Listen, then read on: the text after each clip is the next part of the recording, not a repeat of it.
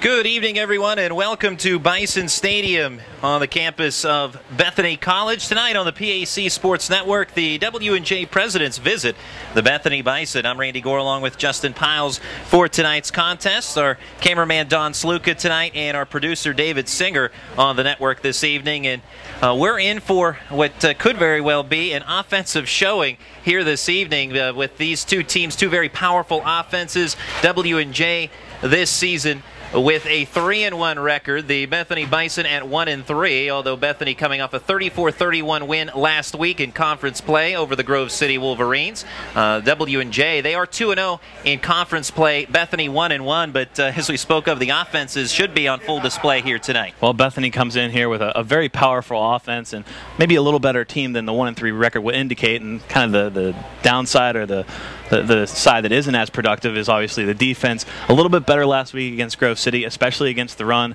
They're going to have their hands full again tonight with the running game. W&J boasts a pretty balanced attack and would like to run the ball today.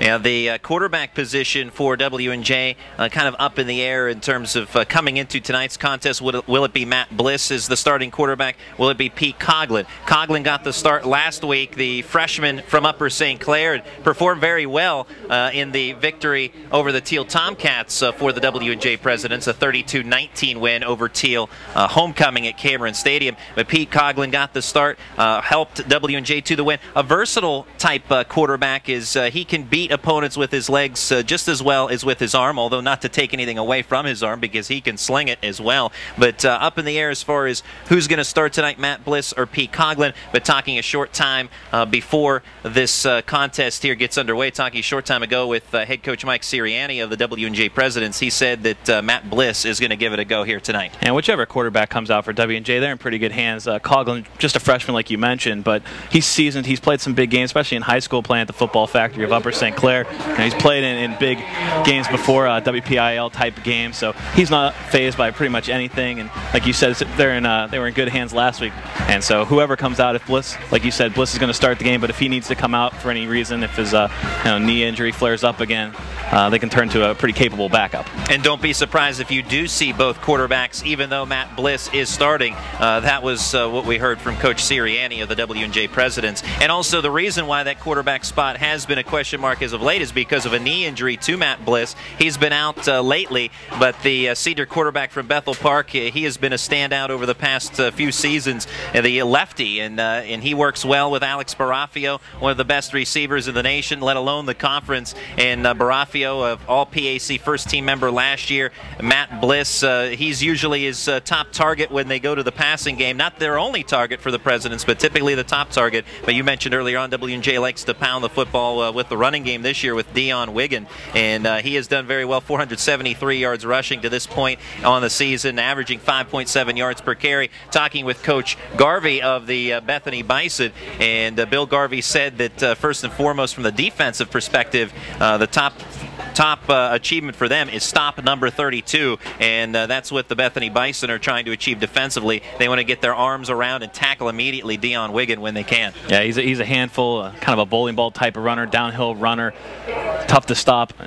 W&J is so balanced. You're focusing on Wiggin, and then Bliss and Barafio will just beat you along the outside. It's kind of different when you're talking about Alex Barafio as kind of the second option in the offense. Certainly not a second option, but you can't really focus on the running game because those two will beat you, on the outside or over the top. And Bliss and Barafio also high school teammates, so they have that connection going for them. They played with each other pretty much their entire football career, so there's that familiarity between the two. And when you're talking about offense, you can not avoid speaking of Matt Gramar, the All-PAC first team member from a year ago, as he leads the nation in passing yardage and also leads Division III in total yards amongst active players, and he's just 387 yards shy of 10,000 total yards in his career, which he could very well achieve here today, and we'll keep our eye on that, the countdown on that here this evening. And should be an interesting one, but Matt Gramard, a very talented athlete and quarterback, and really that's the way to put it, a talented athlete at the quarterback position for the Bethany Bison. Absolutely, 6'4", 240, the guy's a tank. He can run it, he can throw it over the top.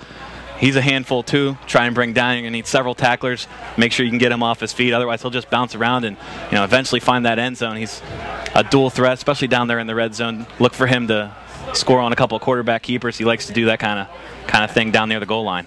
Well, the Bethany Bison will start with the football first here tonight, as it is a warm evening here in Bethany, West Virginia. We had heavy rain showers fall, actually thunderstorms fall in Bethany earlier on this evening, but as you can very well tell, that has ceased to this point. There's a bit of a haze over Bison Stadium right now. We'll see if that increases as the night rolls along, but W&J ready to kick it off to the Bethany Bison. The kickoff specialist is Eric Eberly, and back deep to receive Eric Blinn and Chris Collins for the Bethany Bison. The run up by Eberly, and we are underway on the PAC Sports Network. End over end kick received by Blinn at his own 5-yard line. Gets across to the 20. Actually doesn't even quite get to the 20-yard line. Stop and go move. Tried to cut back left, and he is wrapped up by the W&J special teamers just shy of the 20. Looks like Anthony Totino down there on that special teams tackle. Good job by the Presidents staying in their lanes, not allowing Blinn to get to the outside. We didn't even get to talk about him in the pregame. Very good talent. Just a sophomore,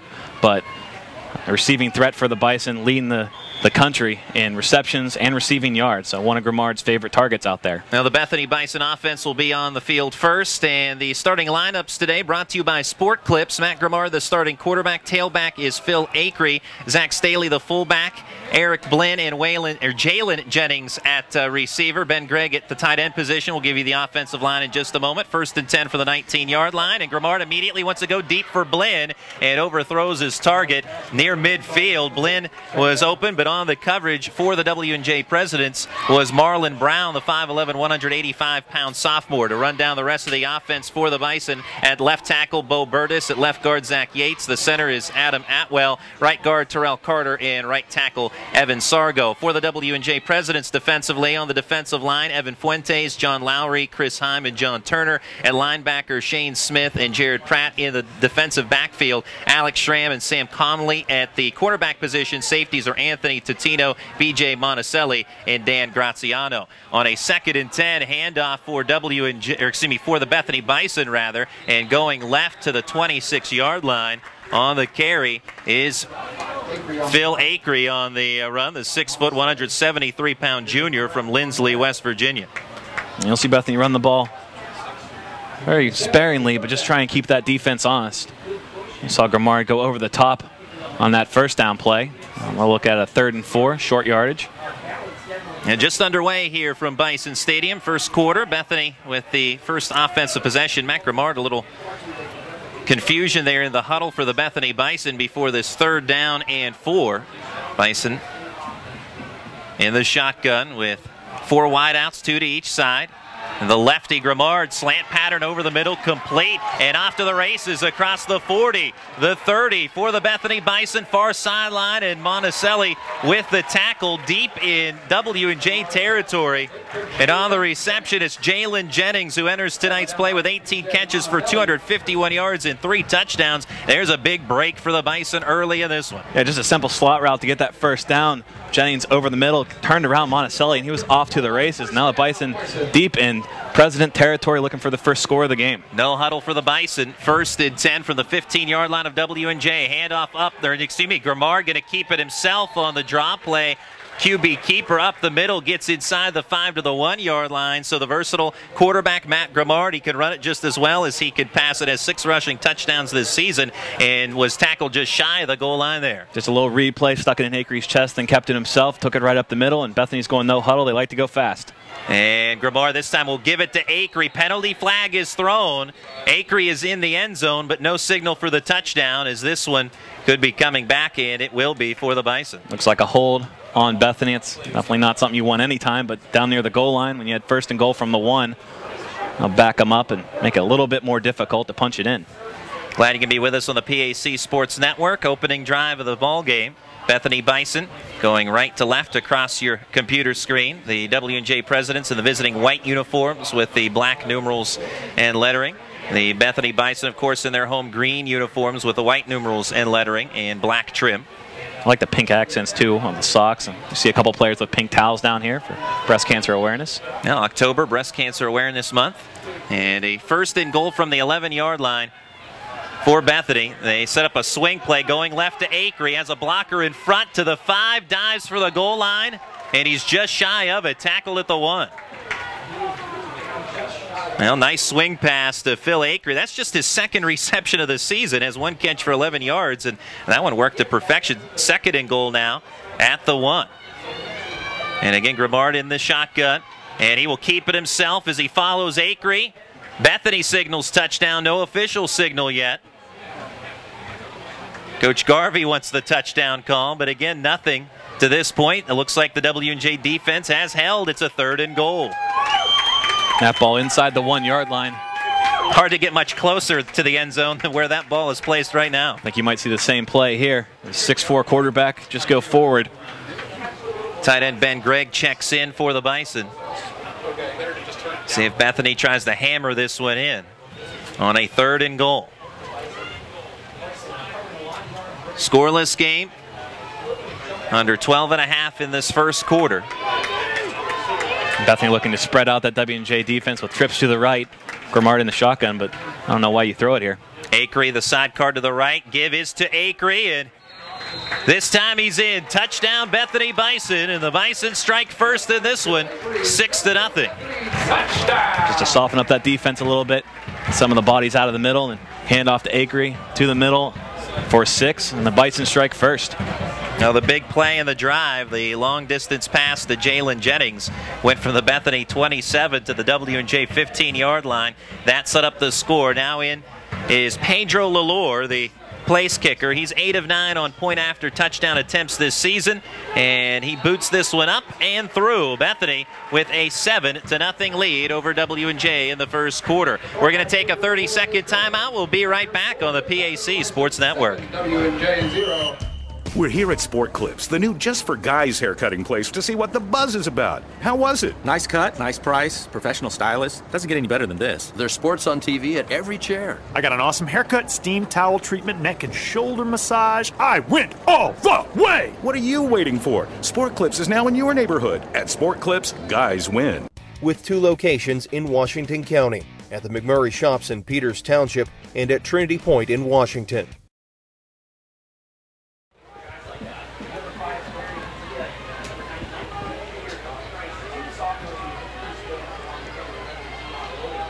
Seven 0 Bethany as we are back on the PAC Sports Network.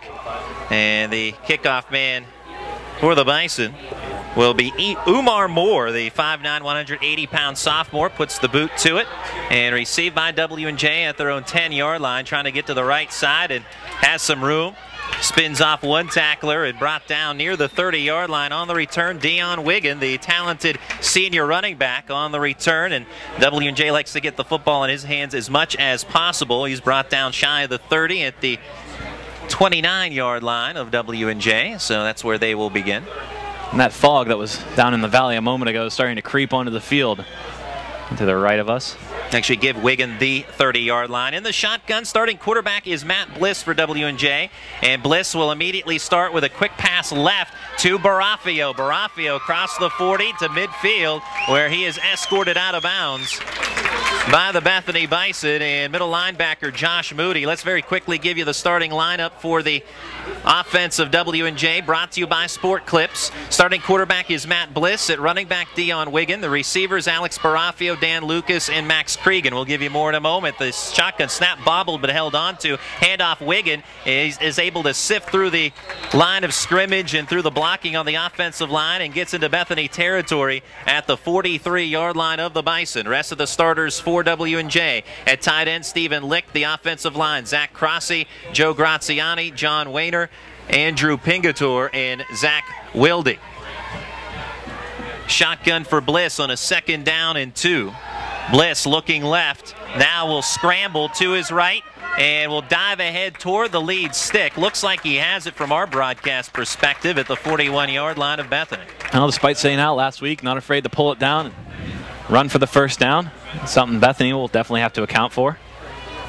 Sorry, go ahead, Justin. Just seeing the mobility like that, that's a good sign for the quarterback, a little bit of confidence for the offense. Under center, this time the snap is lost by Bliss, dives for it at the 41. That's the second time Bliss has had trouble with a snap. The earlier trouble was on a shotgun snap. This time under center, he is able to recover. And so first down loss. It'll be a 2nd down and 11. Boy, fortunate to get that one back. Didn't look like Bliss ever had that, and that ball was actually fumbled forward towards the Bethany defensive line. Shotgun this time for Bliss and the Presidents. Trips to the left. One man to the right is Max Cregan. And dropping back is Bliss. Wants to go left. Now the pressure comes in. The ball thrown away into the turf. And I don't know that that was, now you could argue intentional grounding here, but Bliss looked as if he wanted Max Cregan, and the pass actually kind of slipped from Bliss's hands, at least so it appeared from here. But it did go forward incomplete. 3rd down and a long 11, or actually you could say 3rd down and a long 10 or short 11. Or are the officials going to call that a fumble now? I think that was his arm going forward. He either slipped out or his arm was hit, but I think we're back to the original spot before the fumble. So okay, 3rd down 11. Yeah, 3rd and 11 for W&J. 7-0 Bethany with the lead in the first quarter. Sidecar to the left is Wiggin for Bliss. Takes the shotgun snap.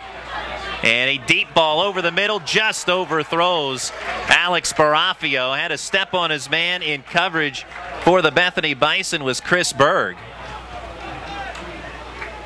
That will set up now a 4th down and 11 for W&J, and in to punt it is Eric Eberly. Well, that's a win for Bethany, scoring on the first possession and stopping W&J on their first possession.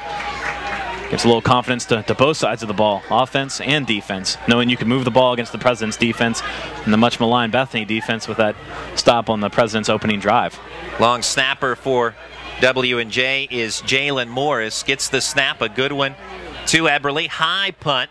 Back to receive is Blinn, calls for the fair catch and has it at the Bethany 18-yard line. So the Bison with the lead at 7-0.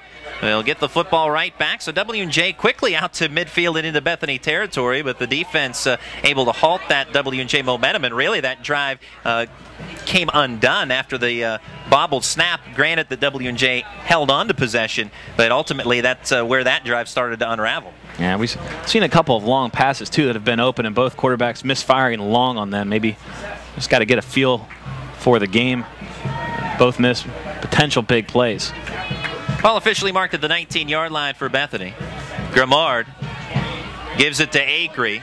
Trying to bounce it outside left, hard stiff arm near the sideline, and he is taken out of bounds by W&J's Sam Conley, and then Acree actually bumps into the netting where you have typically your place kicker practice his field goal and extra point attempts. Acree's okay, and he'll head back to the huddle as it is 2nd down at about 8 here for the Bison.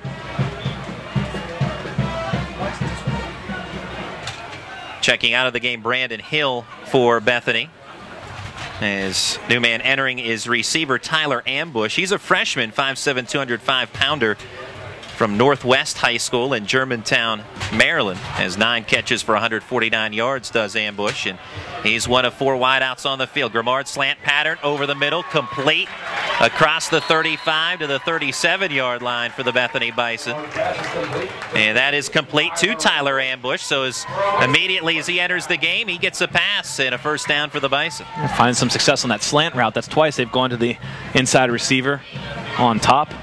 From your viewing perspective, found success on that slant. Big play the first time, and got it again for the 1st down here to Ambush. And Ambush checks out, trips to the right for Matt Grimard. I mentioned earlier on, leads the country in passing yardage, does Grimard. And he will hand it off on a delay handoff to Acree. Tries to sift his way forward, gets a couple to the 39. Yeah, slow developing play that time. W&J was in the backfield. John Turner brought down Acree, but that one really didn't have a shot from the get-go. Kind of took a while for Grimard to hand that ball off to as he was surveying the defense.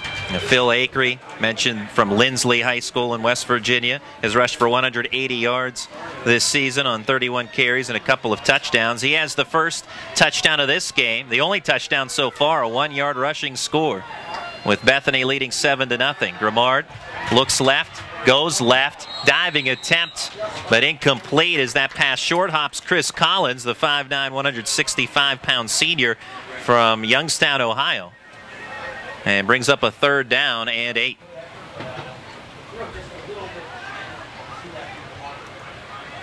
Now from W&J's defensive standpoint, talking with Mike Sirianni earlier on today, he said that what they wanted to do to Bethany's offense, or attempt to do, was stop the big play. They could not do that on the first drive. A 59-yard pass set up the touchdown to Jalen Jennings, 59-yard pitch and catch between Grimard and Jennings. So that was the big play on the first drive. Now Grimard going for ambush, makes the catch in W&J territory and flung down inside the 35. All right, pitching it all around the yard so far.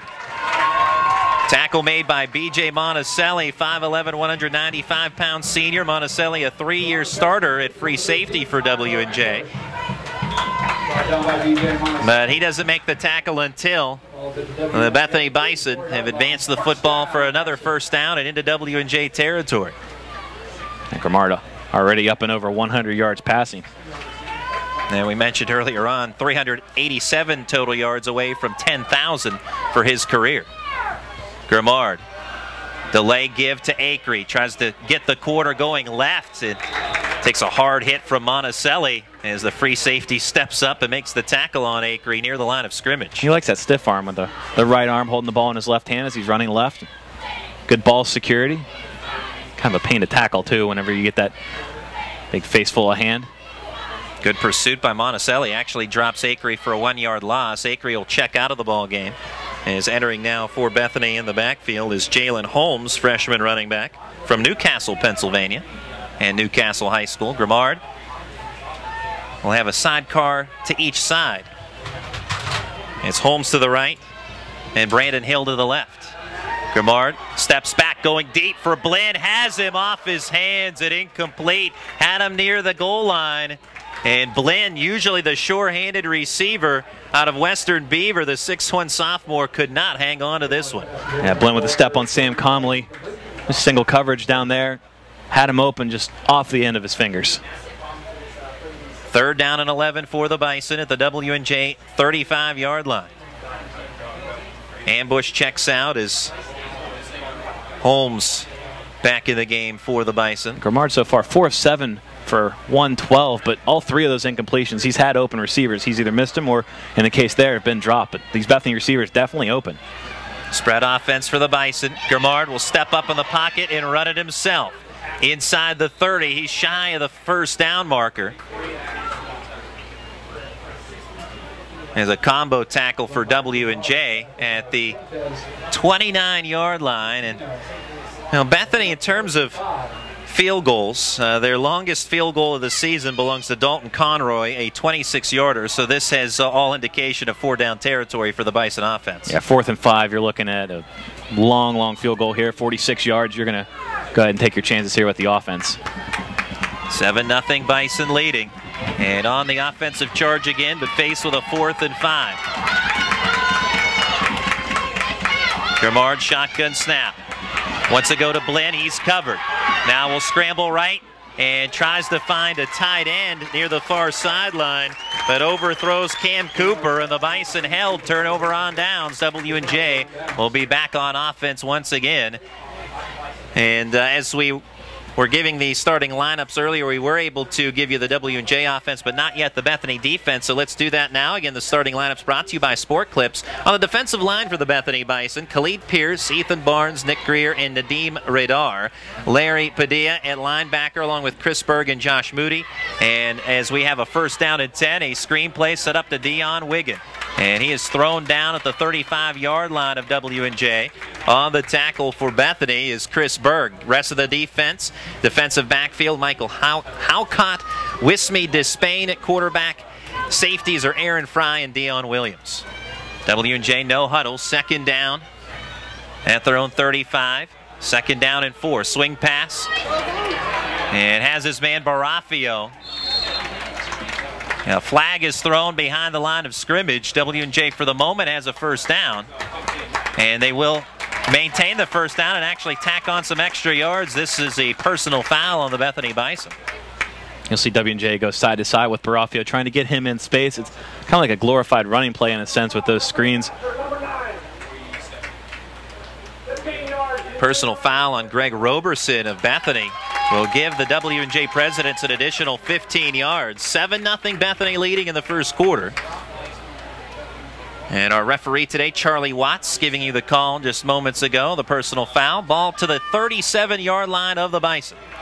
Matt Bliss, the starting quarterback from Bethel Park, will try to swing it out left for Wigan, and that pass off target was low. It was a forward pass. We could see that very clearly from our broadcast perspective. Bethany trying to coax a call as if that pass might have been backwards. Michael Halcott was near the area of the football, but very clearly incomplete pass, 2nd and 10. Similar type of play as to the one to Barafio, a play earlier. Just try to get Wigan in space, let him do something, make a play. Had some blockers out in front, but the pass didn't connect. So 2nd down for W&J. 4 wideouts, 2 to each side. Barafio in the right slot. Always keep your eye on him, the top target for the Bison. Bliss wants to go right side. Now will scramble, steps up in the pocket, fires a pass over the middle, incomplete, off the hands of Brendan Trefellner, 5'10" senior from Greencastle and Antrim High School in Pennsylvania. Greencastle Antrim High School. 3rd and 10 now for W&J as Bethany brings out some wholesale changes here, expecting a pass play from W&J. They typically have that spread style offense. A similar spot on the field here like Bethany had a moment ago. If they don't get the 1st down, look for them to go for it on 4th down if they pick up some yards here. Blitz coming from Bethany. Deep ball looking for Barafio, but a miscommunication there between those two as Barafio on a post and Bliss threw it deep toward the goal line and well overthrown. W&J on a 4th down will bring out the punting unit once again as in comes punter Eric Eberle, who averages 36.4 yards per punt this season. Eberle will try and get another fair catch out of Blinn, positioned around the 9-yard line. Trying to pooch it down and play the field position game for right now. 5:49 on the clock in the first quarter. 7-0 Bethany. Back to receive this punt is Blinn. He is the deepest of the 2 men back there. Eberle tries to hang this one high. Make that Blinn rather. Calls for the fair catch. Perfect bounce. That ball bounced at the 1-yard line and bounded parallel near the goal line where it's scooped up by W&J. You can't do it much better than that. No, you can't place it any better, even if you went down there on the 1-yard line and just set it down. Beautiful punt by Eberle. So the Bethany offense pinned back. He might be inside the 1. Fantastic punt by Eberle. And Eberle also the place kicker. He's an All-American from a year ago. Always a wonderful attribute to have from a team standpoint when you can have an All-American punter and place kicker. And that's an additional aspect of what W&J gives you from the shotgun. Grimard just trying to run it straight up the gut. And not much there. Good resistance from the W&J defensive line. Brings up a 2nd down and 9. Gain of just 1 on that play.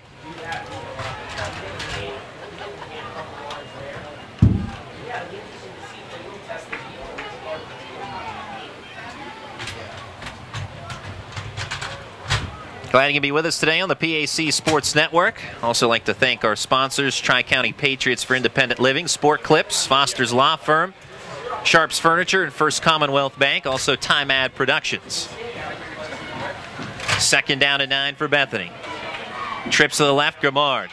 Keeps it himself, now will go over the middle, has ambush, makes the catch at the 30-yard line, and drives the pile out to the 38 of Bethany. So a 37-yard pitch and catch between Grimard and Tyler Ambush. And Grimard had his pick of slot receiver there to throw to. He had ambush on this side, and on the far side, Chris Collins also streaking down the slot. So pick of receivers, able to complete one and out of the shadow of their own goalpost.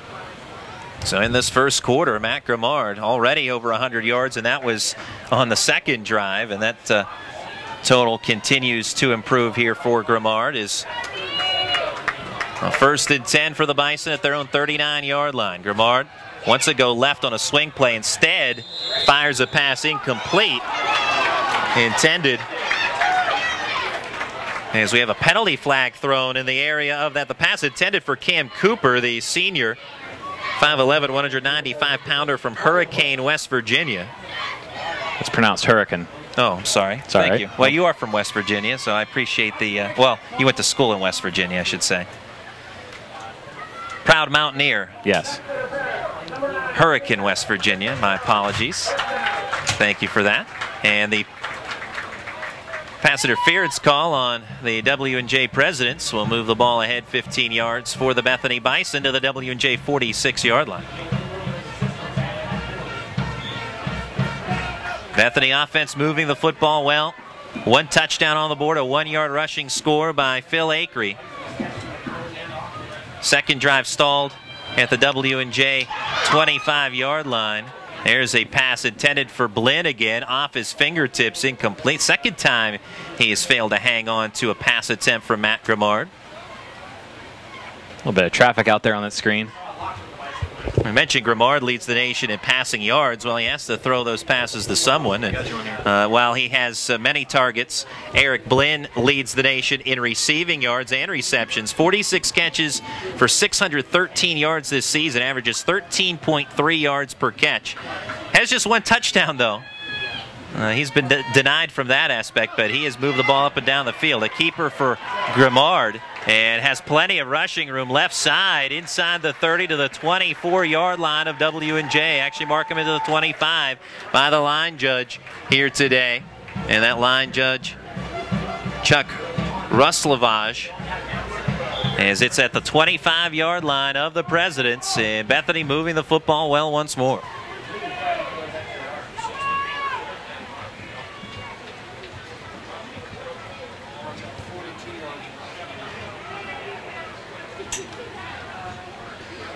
First and 10 for Bethany late in the first quarter.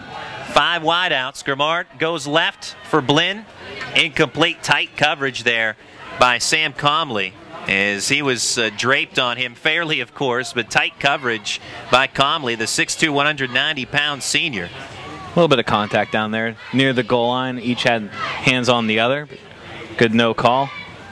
Ball came out a little funny from Grimard's hand, too. Not the crisp, tight spiral we've been seeing. A little bit of moisture on the ball. Still a little damp out there from the rain.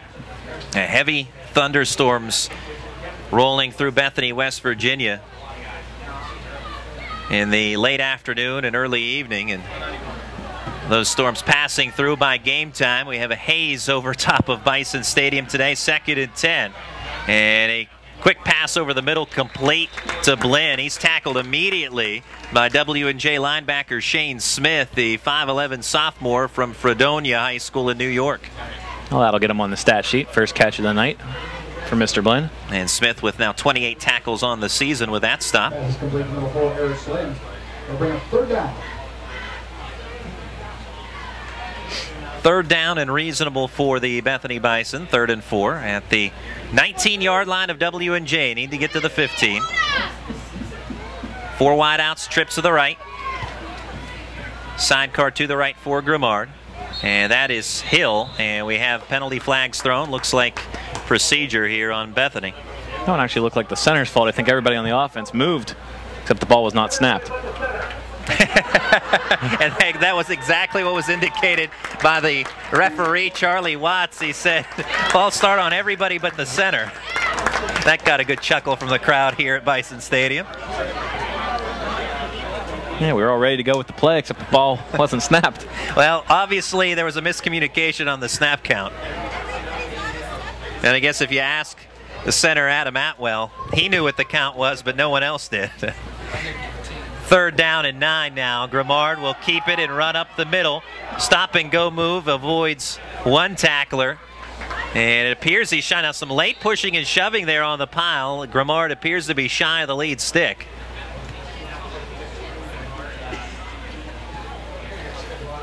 And brought down at the 16-yard line, so a 4th down and 1 here for the Bison. They went for it on 4th down the last time they were in W&J territory, but that was on a 4th and 5. This time a 4th and 1 at the President's 16. That was a great shake and bake move by Grimard. He eluded Eric Espy down there. W&J defensive back picked up a couple more yards and made this 4th and 1 much more manageable. 4 wide, shotgun, Matt Grimard. Wants to go right, does pass. is hauled in for a first down by junior running back Brandon Hill. As Hill pulled that ball in on the ground. And a 2-yard pickup, but they only needed one, did the Bison. That's a first down. Phil Acree re-enters the game, the junior tailback. And the man who scored the only touchdown of the game to this point. Well, Bethany has been methodical in moving the football. We expected the offenses to light up the scoreboard, and they still have plenty of time to do so. We're still in the first quarter, late in the first quarter, 7-0 Bison. Bethany, more methodical approach thus far. Grimard will keep it, fakes the handoff to Holmes. Tries to go right, not much there. As W&J's defense, Dan Graziano, 5'10", 185-pound sophomore from Mount Lebanon High School with the tackle.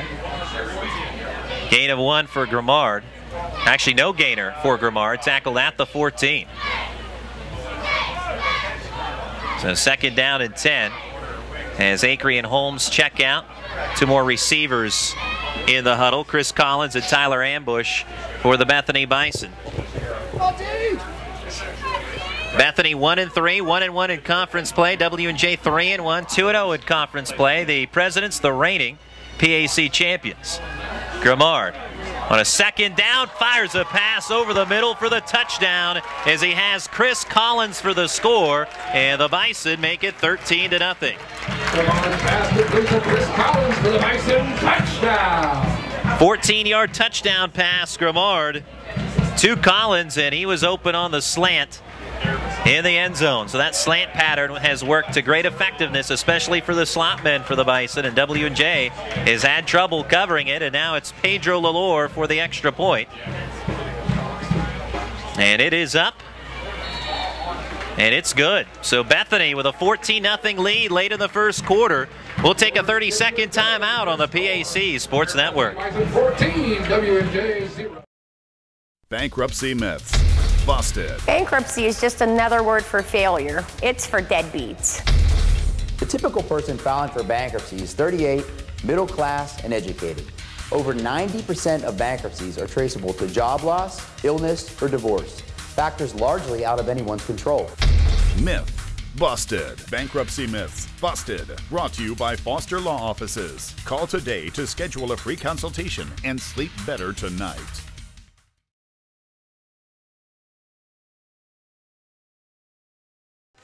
Three.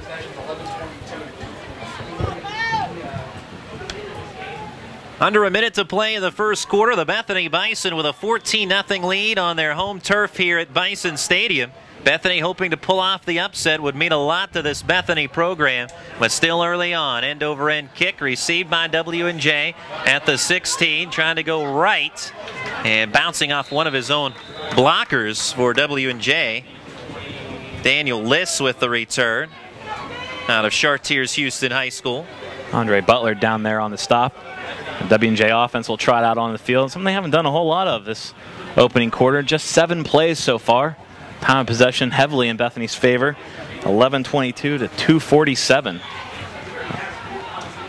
Seen a lot of the guys in green on offense in the first quarter. W&J's Matt Bliss with the give to Dion Wiggin.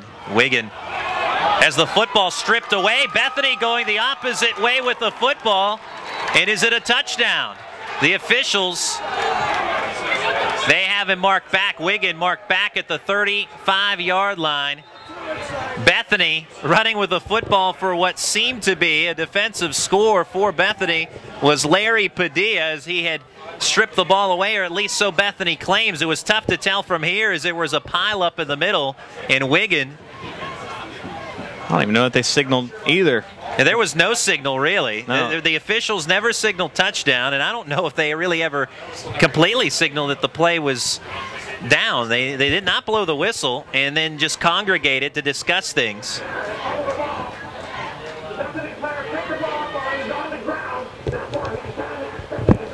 So Bethany does recover the fumble, but rolled on the ground at the time of the recovery. So it's a turnover by Dion Wiggin on the fumble, recovered by the Bison's Larry Padilla. and ruled down upon the time he recovered the football. So a huge turn of events there. It's not a defensive score for Bethany, but just as well the turnover gives the offense for the Bison the football once again.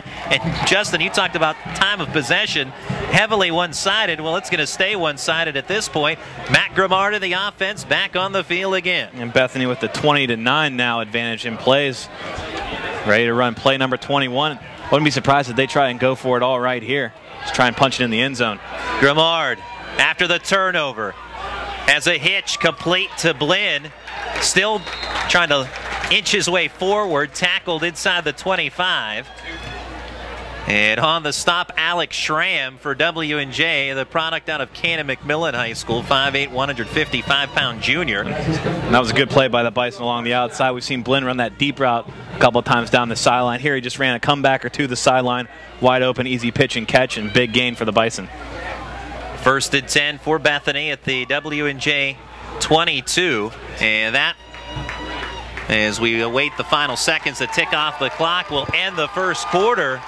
And the home folks here at Bison Stadium so far have enjoyed what they have viewed to this point. 14-0 Bethany. We're going to take a 60-second timeout on the PAC Sports Network. Jefferson 0.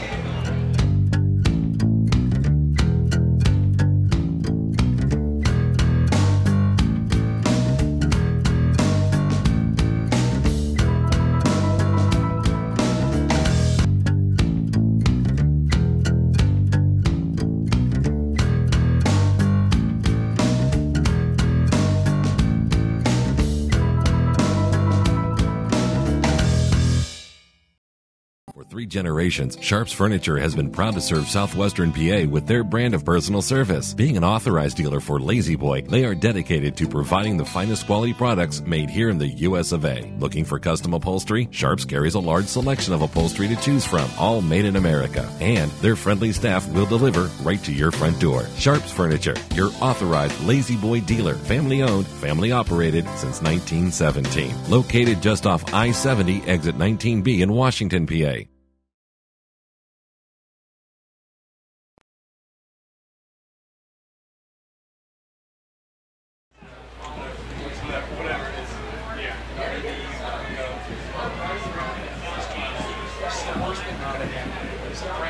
Second quarter, Bethany will begin the quarter with the football with a 1st and 10 at the W&J 22-yard line. First turnover of the game forced by the Bethany defense. A fumble recovery. Ball lost by Dion Wiggin, recovered by Larry Padilla. And the defenses, as much as the offenses are talked about in this game, the defenses will be key as far as turnovers and who makes the stops. And it's a quick screen to Blinn inside the 10, tackled near the 5.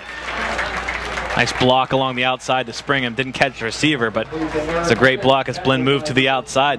Matt Grimard just piling up the yardage already. Through the first quarter, already had 234 total yards, 184 through the air and 50 on the ground. And that play there just adds to it, closing in on that 10,000 career mark.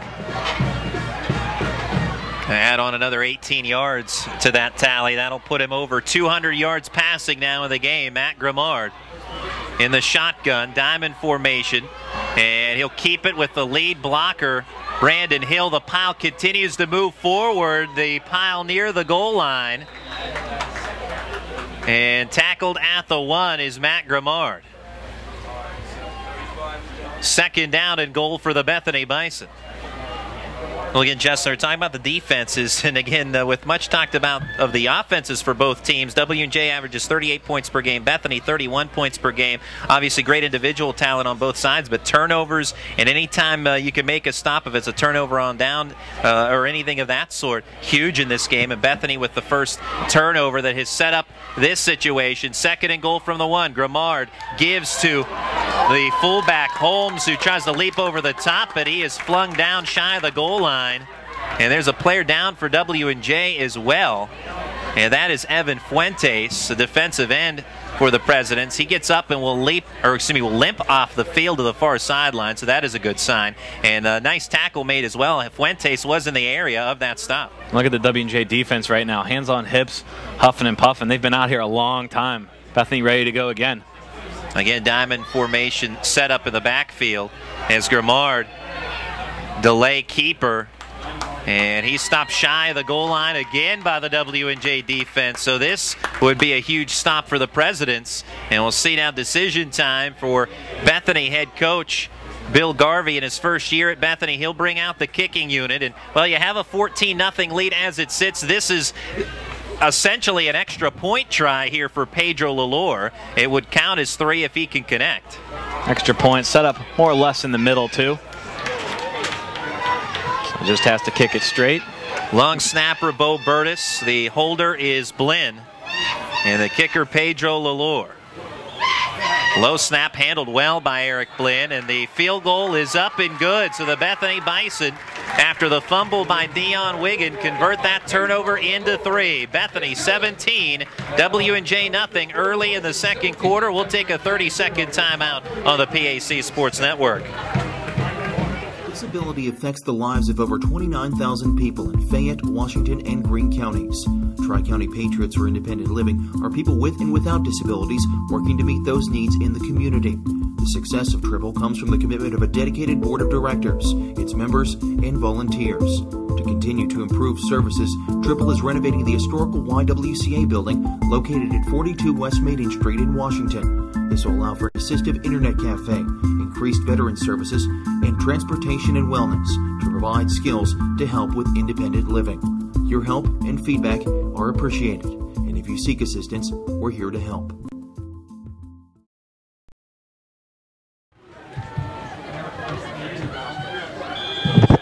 Back at Bison Stadium, the Bethany Bison with a 17-0 lead over the W&J Presidents.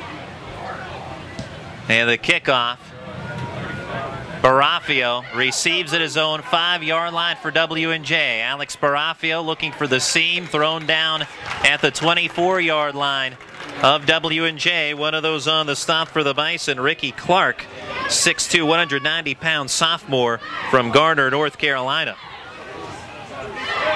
Glad you're going to be with us tonight on the PAC Sports Network, our first football broadcast of our fall broadcast schedule. We'll have volleyball on Wednesday night. We'll come back here to Bethany, the volleyball, lady volleyball squad of the Bison, welcoming in the Westminster Titans. First down and 10. Matt Bliss will look right, has a completion to the far sideline near the 30-yard line. On the catch for W&J, that is Michael Giampole, 6'2", 210-pound sophomore. You're this W&J offense. Yeah, you'd like a score down 17, but you definitely like to take some time and let your defense regroup over there. No answers for the Bethany offense so far. 2nd and 2, handoff. Wiggin has the first down and plenty more out to midfield and is angled out of bounds in Bethany territory. Well, now if you're W&J, it's obviously been the possession in the hands of the Bethany Bison pretty much since the national anthem. And now if you're W&J's offense, you got to get something going here. I think maybe give the ball to Wiggin again. He's had a couple of nice runs so far, been used sparingly. Wiggin gets the handoff here, tries to bounce it out right. And he's tackled for minimal yardage. Gain of a couple there to the 45 of the Bison. Wiggin out of Keystone Oaks. And he's carried the football for 473 yards and 10 rushing touchdowns this season. His 10 rushing scores tied for best in the nation with Rocco Calavecchia of Geneva. Well, Geneva was shut out earlier today, so if Wiggin scores in this contest, he'll take over the lead in the nation as far as rushing scores. Matt Bliss on a 2nd down, looking right, pass is tipped and incomplete. Is on the defensive line, reaching up Ethan Barnes, 6'4" sophomore, swats that one down. 3rd down and 8 upcoming for the W&J Presidents. Still first half, but this is a big play here. You'd like to convert, you got to convert here if you're W&J.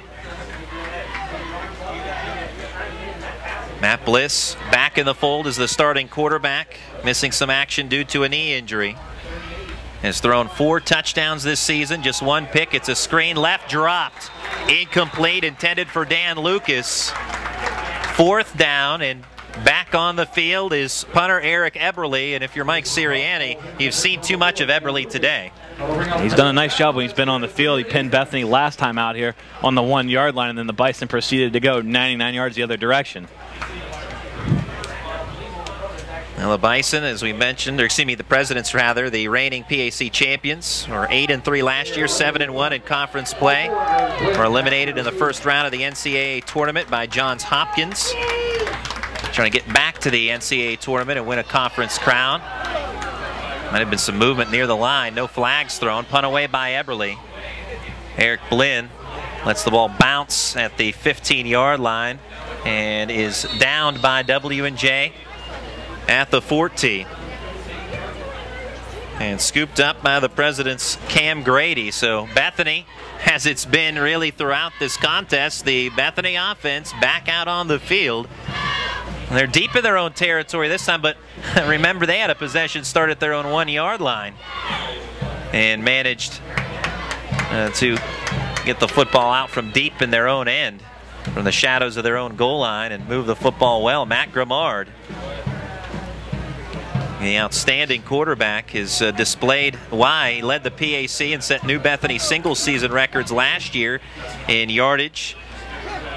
2,605 yards passing a year ago. It's a give going left for Bethany here on first down. Excuse me, a pass rather to Blinn going left. A quick pass. Second down, minimal yardage there to Blinn. Second down and 8 for Bethany. And back to Grimard, threw for 2,605 yards last year, 3,127 total yards and 23 touchdowns. And the school career leader in yards, total yards, and passing touchdowns. Yeah, if you open up the media guide or any kind of record book around Bethany, you'll see Matt Grimard's name at the top of pretty much any offensive category. You name it. It's Matt Grimard. He rolls left on second down, and he is corralled in the backfield. W&J with good pursuit. And on the tackle, Chris Helms, 6'1", 260-pound senior from Thomas Jefferson High School. Chris Helm with the tackle. Grimard just rolled out to his left, kept rolling, ran out of room. And now Bethany, long yardage situation here. Pinned back to their own 10.5-yard line, we'll call it. Third down and long. 3rd and 13 for the Bison. We are in the second quarter, 17-0, Bethany leading.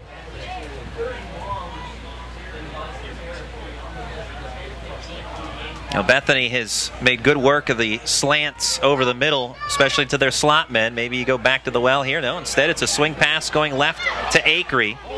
And slips a tackle, and now up the near sideline. Acree has the first down and more. Missed tackle in the backfield, and Acree extends the play for a first down all the way out to the 37-yard line of Bethany. And tightrope in the sideline. Great block down there by Cam Cooper, too, helping spring him around that corner. A couple times we've seen Cooper throw a nice block and around the outside. Those screens are devastating right now to W&J. Give Acree the 38. On that swing play going right, and as you said, Justin, tight roping the sideline. I don't know how he kept from going out of bounds, but Acree managed to do so. And it's a first down and 10 at the 38.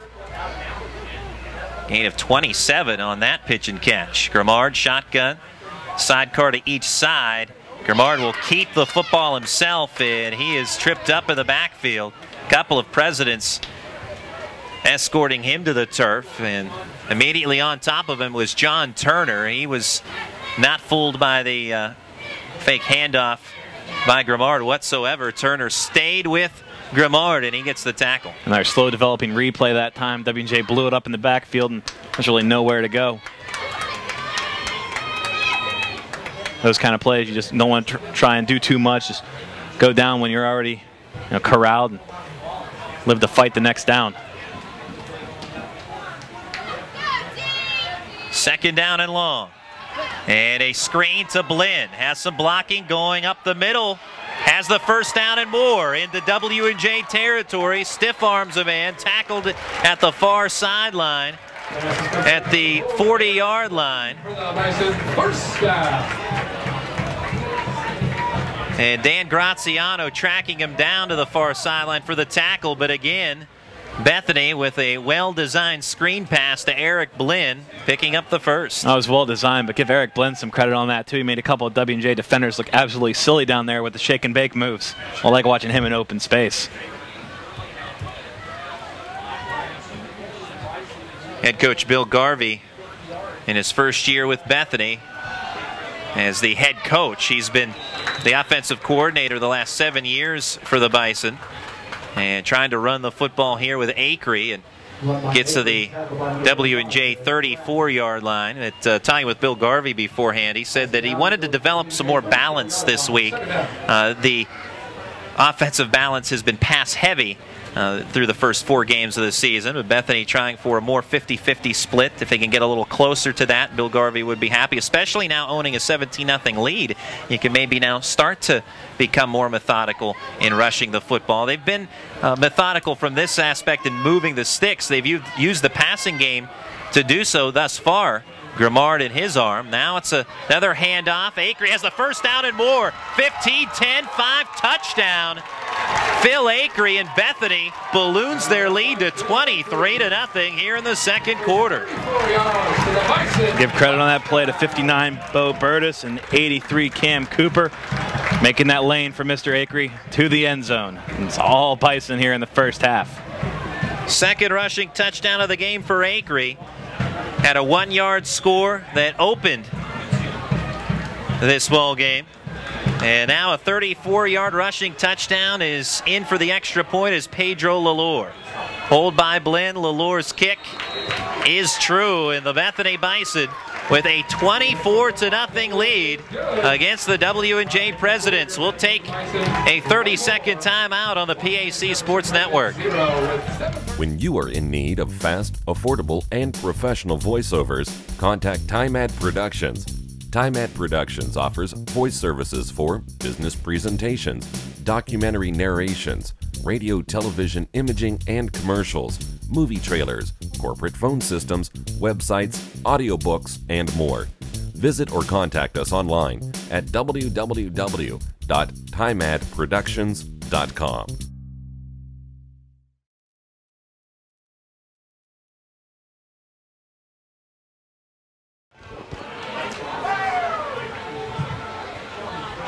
Matt Grimard with 304 total yards to this point in the game, as he needs just 83 more to eclipse 10,000 total yards for his career. W&J, though, will get the football trailing 24-0. Barafio on the return, trying to angle right, and he's brought down across the 30-yard line near the 31 of the Presidents. So it's been all Bethany to this point. Phil Acree with 2 rushing touchdowns, a 14-yard touchdown pass from Grimard to Chris Collins, and a 19-yard field goal by Pedro Lalore. That's the scoring in this one. And it is 24-0 Bison in the second quarter. As the haze continues, that fog thickens at Bison Stadium. Handoff, Dion Wiggin. Not much there, maybe a yard for W&J on first down. Dion Wiggin, a very powerful runner, 5'8", 195-pounder, but a guy that's a gym rat, always in the weight room, and a very powerful runner. Despite that 5'8" frame, he plays much bigger than that. He's a tough guy to bring down. Just 5 carries so far. I'd like to see W&J get him the ball more, but down 24 already. All day to throw for Bliss. Pass complete over the middle. Tackled in Bethany territory. Reception by Stephen Lick, the tight end out of Thomas Jefferson High School. And down 24, you can't really be too methodical. You'd like to mix in the running game every now and then, but the Presidents need some points. Talking about Dion Wiggin, and as well as he's a gym rat, always in the weight room. While his older brother Nick serves as the offensive quality control coach for the San Diego Chargers, so that'll help from that aspect. It's a pass complete to Barafio, as now W&J starting to get their offense going. Tackled at the 37-yard line of Bethany. That's shy of the first down, but sets up a second and short. Barafio on the perimeter in space, able to run with the ball. That's what W&J needs to do more of to be successful. Get him the ball. He's their playmaker along the outside. That's just his 3rd catch so far, but we were saying the President's offense really hasn't been on the field a whole lot. Bliss. Pass batted down at the line of scrimmage. Had his man open on a slant over the middle, but Bethany, one of those linemen, just swatted that one down like a volleyball player. Looked like 96 Ethan Barnes, his hand in the way. You're right, Randy, like a volleyball player at the net, just got the block. Brandon Trefellner was the intended target. It was open. 3rd down and 1. Give is to Wiggin. Has the first down. Tackled near the 30-yard line of Bethany. Well, Wiggin, you know, he would love to atone for his earlier fumble that set up the field goal by Bethany early in this second quarter that at that time made it 17-0. You can see the president starting to kick it into gear now with the offense. You have that sense of urgency. You can see it visibly here on the field. Now Bliss rolls out right, fires a pass over the middle, incomplete. Good coverage there by Bethany. Yeah, Trey good on the coverage. Not sure if he got a hand on the ball, but he definitely disrupted the receiver once the ball arrived. Trey good. Pass intended for Stephen Licht. Incomplete, 2nd and 10. At the Bethany 30-yard line, Bliss goes right, has Lucas, makes the catch, keeps his balance to the 25 before he is tripped up by the Bison defense. Both these teams love that inside screen play. We've seen bubbles, we've seen that inside screen. Like to get the ball to their playmakers at receiver. The short passing game of W&J so tough to stop. 3rd down and 5. Pocket collapses from the edges, drops it off to Wiggin, but he is hog-tied to the backfield by the Bethany defense. Despain amongst several others stampeding to the ball carrier for the Bison. Good way. It's now a 4th down. That's a good way of describing a hog-tied. Chris Berg had a piece of him and would not let go and spun him down to the turf. Loss of yardage on that last play makes it 4th and 8. 4 wideouts, 2 to each side for Bliss. And now W&J wants to call a timeout. And now this is one you want to think about. Bethany has been all over W&J to this point. But with the timeout call, we'll take one as well. A 30-second timeout here on the PAC Sports Network. We're here at Sport Clips, the new just for guys haircutting place, to see what the buzz is about. How was it? Nice cut, nice price, professional stylist. Doesn't get any better than this. There's sports on TV at every chair. I got an awesome haircut, steam towel treatment, neck and shoulder massage. I went all the way! What are you waiting for? Sport Clips is now in your neighborhood. At Sport Clips, guys win. With 2 locations in Washington County, at the McMurray Shops in Peters Township and at Trinity Point in Washington.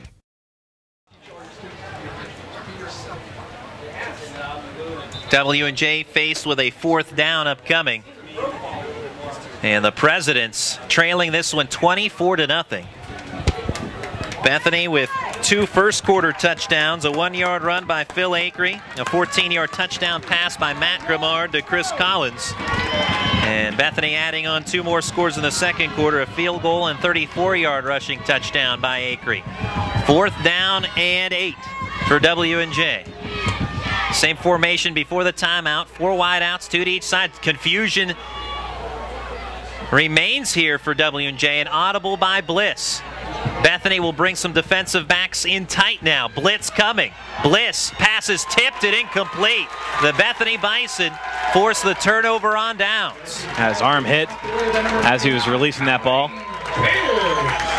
At the turnover, let's hear it for your defense. Now the home crowd here at Bison Stadium loving what the home team has produced to this point, and the Bison offense on the field again. W&J has been turned away a couple of times now in Bethany territory, most of which they have been forced to punt, but this time turnover on downs. Matt Grimard, shotgun handoff, goes to Acree up the middle, across the 30 near the 32 of the Bison. Solid pickup by Acree on 1st down. He is a returning starter from a year ago. Bethany offense averages 86 yards rushing per game. That's 8th in the PAC, but trying to better that. Again, we talked with Bill Garvey, head coach of the Bison, in the pregame, and he mentioned he wanted to see more balance. And again, with the score as it is now, allows him more of an opportunity to develop that balance. And it's a running play again, Acree.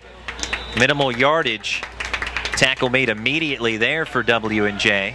And on the stop is John Lowry, defensive end from North Allegheny High School, 6'2", 230-pound senior. As he is a force from the DN position, tied for the team lead for W&J with 2 sacks. Also, we talked about volleyball style with Bethany's defense making some tips. John Lowry makes a living. 6 batted passes from the DN spot. He makes the tackle moments ago. And now a 3rd down. 3rd down and 5. The yardstick, far sideline, still reads 2nd down, but this is a 3rd down, and Grimard is taken down by the Presidents, Jared Pratt. The team leader in tackles, I should say, with 38. Jared Pratt, with that stop, will force Bethany to punt for the first time today. Stephen Amick on the field. He averages 38.2 yards per punt, an all-PAC second-team member from a year ago. Alex Barafio, dangerous punt returner, dangerous in space, deep for the Presidents. Second quarter, late in the second quarter, Bethany with a hefty lead. And this punt is shanked by Amick to the near sideline and in Bethany territory, off the right side of the foot of Stephen Amick. I mentioned he averages 38.2 yards per punt. He doesn't come close there. And W&J with good field position here. And if you're the Presidents, even though, as we've said repeatedly, it's been all Bethany to this point, with over 2 minutes to go in this first half, if the Presidents can produce a touchdown on this drive, you feel a little bit better about yourselves going into intermission. Bliss accepts the shotgun snap, fakes the handoff to Wiggin, over the middle, complete. Barafio has the catch, loses the football, and it's recovered by a fellow President. Now they're going to say incomplete, no catch. Ball dropped by Barafio as Cregan had fallen on top of the football, but it will go as an incomplete pass. 2nd and 10. And I think that's the right call. He had the ball for a moment, but never really securely had it before he headed upfield. So good call by the officials on that incomplete pass.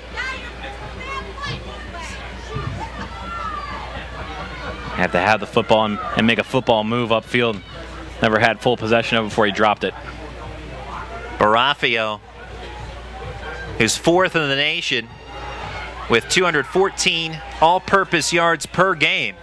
Unable to make that last catch. Pass to the far sideline, tipped by linebacker Larry Padilla. Incomplete. Pass intended for Dan Lucas. Padilla, nice job in pass coverage there from his linebacker spot. He was all over that ball, swatted it away from the receiver. But for a moment there, he might have had a chance to pick that off and head the other direction. And read it so well. With the effective short passing game of W&J, the linebackers have to be just as alert in pass coverage as do the quarterbacks and defensive backs, and Padilla right on point there. 3rd down and 10 for W&J.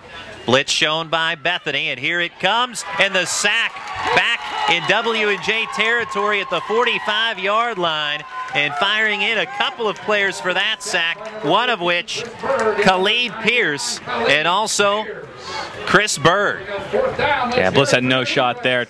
Dropped back and immediately met by a couple of Bethany linemen. No shot on that one. Big sack for Bethany. And W&J will punt here on a rolling clock inside 2 minutes now before halftime.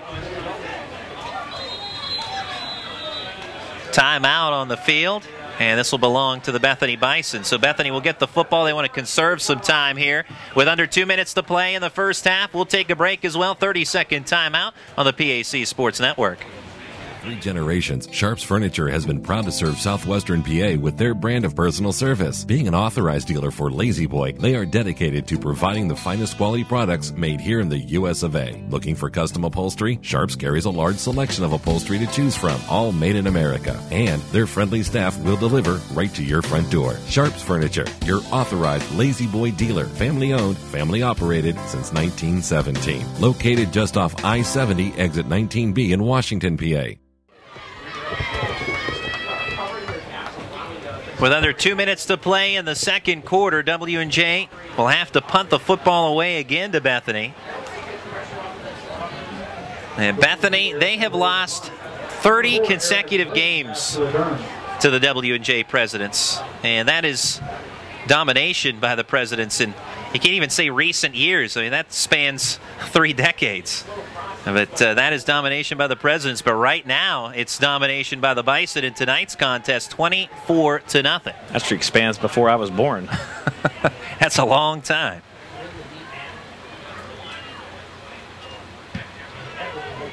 Spiral kick from Eberle.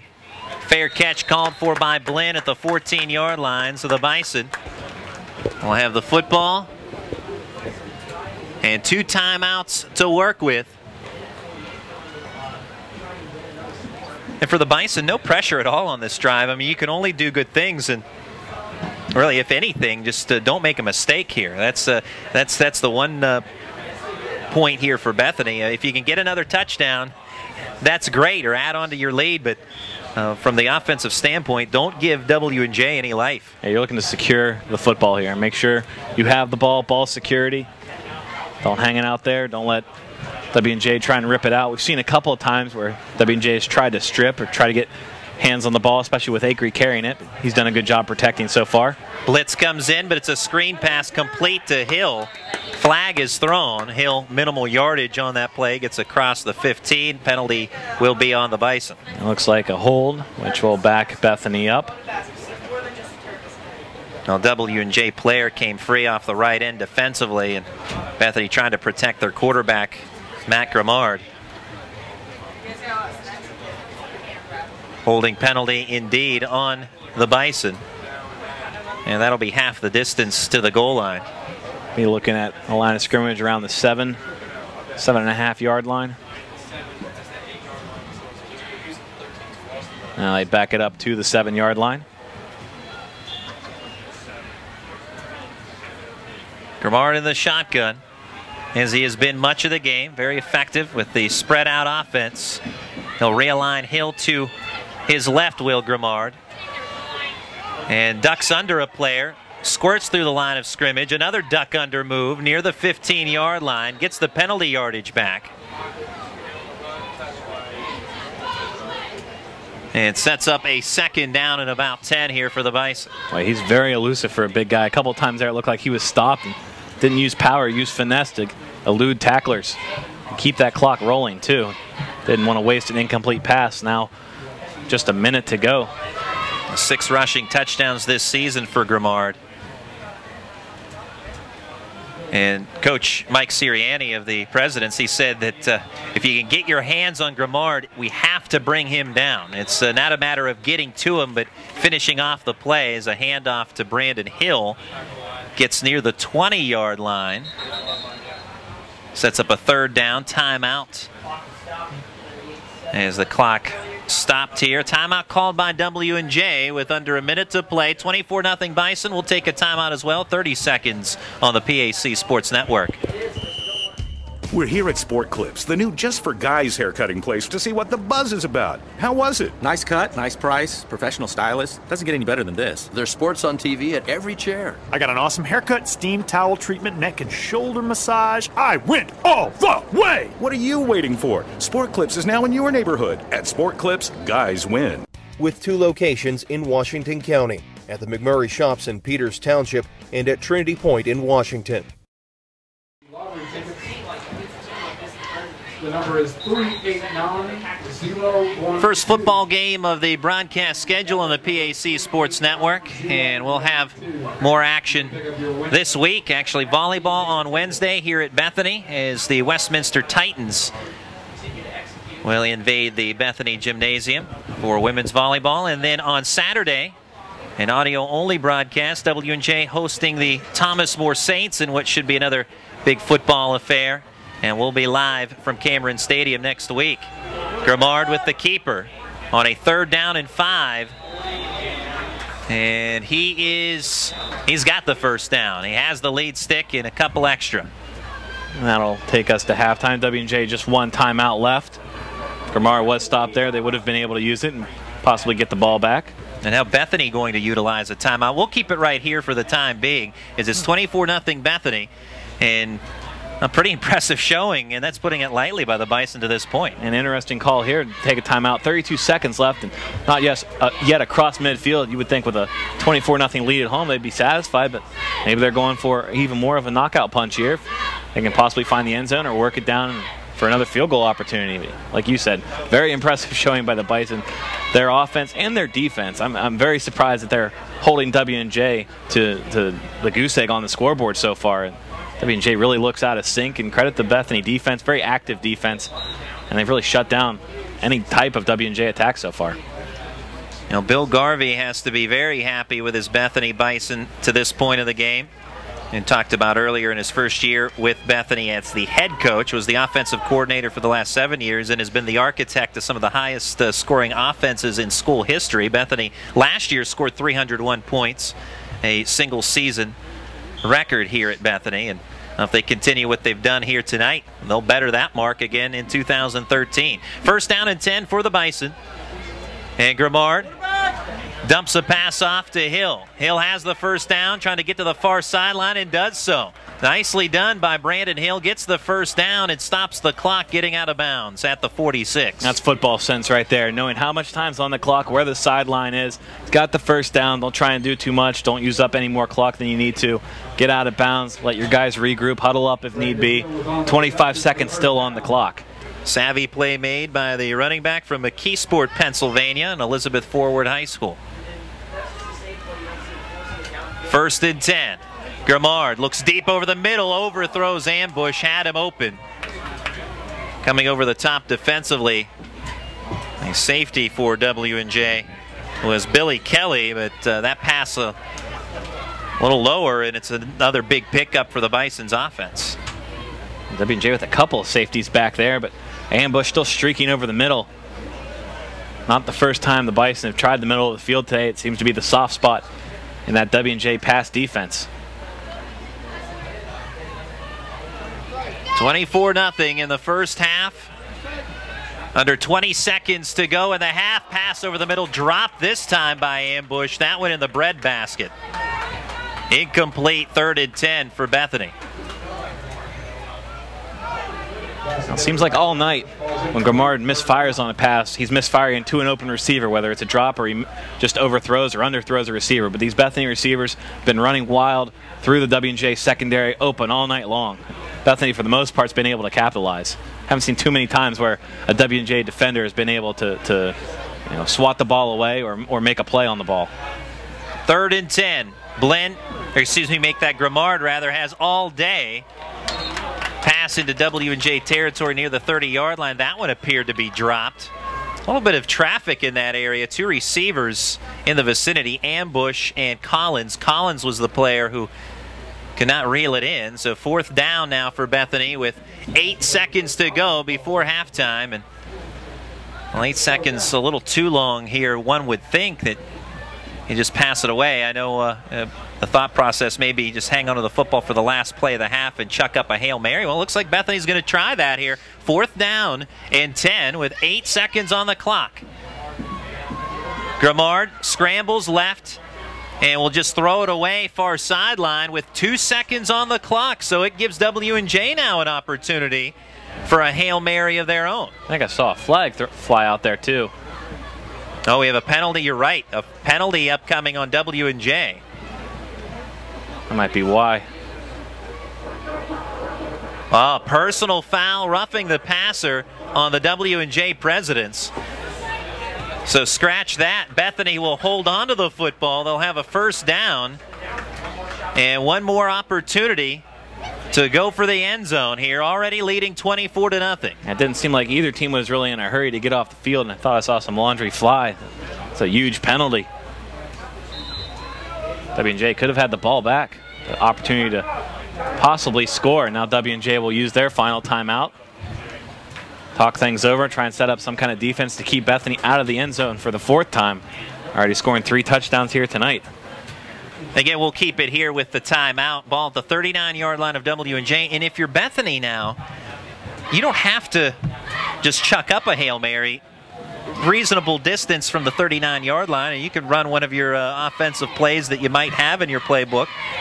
Not likely you have maybe a 39-yard play specifically, but surely you're going to have some deep balls, some deep patterns, and you can go for that now if you're Matt Grimard, the quarterback of the Bison, and your head coach, Bill Garvey. And they do have some speed on the field, too. The receiver's very quick, good in open space. They might not chuck it the whole way to the end zone. You might see a pass to about the 15, 10-yard line, maybe a lateral, who knows, maybe something up their sleeve, but definitely an opportunity to come up with something here to best your opportunity from the 39-yard line. You don't have to just throw it up in the air and pray. You could draw something up here. Looks like we're going to have a trio of receivers down here.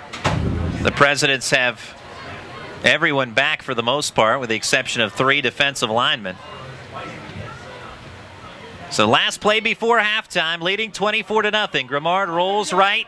Flag is thrown. He airs it out in the end zone, and it's intercepted by W&J. And that will end the half. Interception made by Stephen Lick, the 6'2", 200-pounder. And the penalty will be a holding penalty on Bethany. It's declined by W&J, and the half is over. The Bethany Bison with a 24-0 lead as we head to intermission. We're going to take a 2-minute break, come back here and assess things for a moment, as Justin and I will talk things over. Again, a 2-minute break here on the PAC Sports Network. Disability affects the lives of over 29,000 people in Fayette, Washington, and Greene counties. Tri-County Patriots for Independent Living are people with and without disabilities working to meet those needs in the community. The success of Triple comes from the commitment of a dedicated board of directors, its members, and volunteers. To continue to improve services, Triple is renovating the historical YWCA building located at 42 West Maiden Street in Washington. This will allow for an assistive internet cafe, increased veteran services, and transportation and wellness to provide skills to help with independent living. Your help and feedback are appreciated, and if you seek assistance, we're here to help. Bankruptcy myths busted. I heard you lose everything you own when you file bankruptcy. The whole point of bankruptcy is to get a fresh start, and that's only possible if you have something to start with. In over 95% of bankruptcy cases, individuals keep everything they own, including their home, car, pension, and household goods. Myth busted. Bankruptcy myths busted. Brought to you by Foster Law Offices. Call today to schedule a free consultation and sleep better tonight.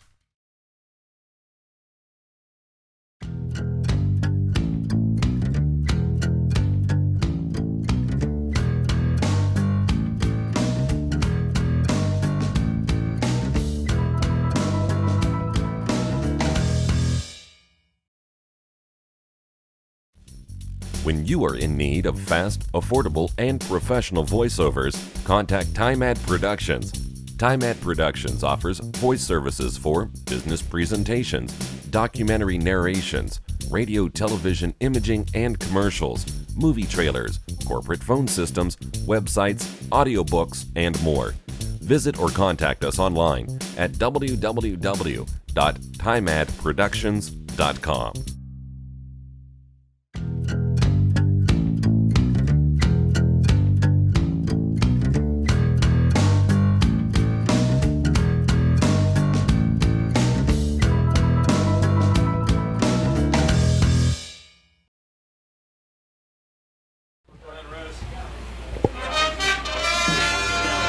Bethany Bison leading this one 24-0 at halftime, and we'll go over some brief numbers, but W&J's offense has been held in check. 78 yards passing for Matt Bliss. He's been sacked a couple of times. Dion Wiggin, 6 carries for 35 yards rushing. Still good average per carry, but not much there otherwise. Alex Barafio, 3 catches for 41 yards for the Presidents. As again, that's the reason why they have been held scoreless. Matt Grimard through the air for the Bethany Bison. 14 of 24 for a touchdown, 1 interception, 273 yards.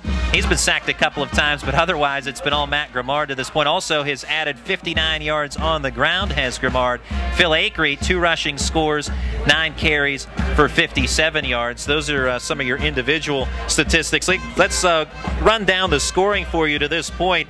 Bethany, on their opening possession of the game, grabbed a 7-0 lead and capped the drive on a 1-yard rushing touchdown by Phil Akery with 12:12 on the clock in the first quarter. It was 7-0 Bison. And then late in the first first quarter. A 14-yard touchdown pass from Matt Grimard to Chris Collins made it 14-0 Bethany, that with 51 seconds on the first quarter clock. In the second quarter, after a fumble by Dion Wiggin, the Bethany Bison drove deep into W&J territory, converted a 19-yard field goal by Pedro Lalor to make it 17-0 Bison. Then with 7:31 to go in the second quarter, it was 24-0 Bethany on a 34-yard rushing touchdown by Phil Acree. So as we've said continuously, this one has been heavily one-sided to this point in favor of the Bison, and we won't go through all of the team stats, but the one that leaps out at you, time of possession, 21 minutes, almost 22 minutes for Bethany, and just 8:06 for W&J. Yeah, that's taking care of the football, having opportunities to score, and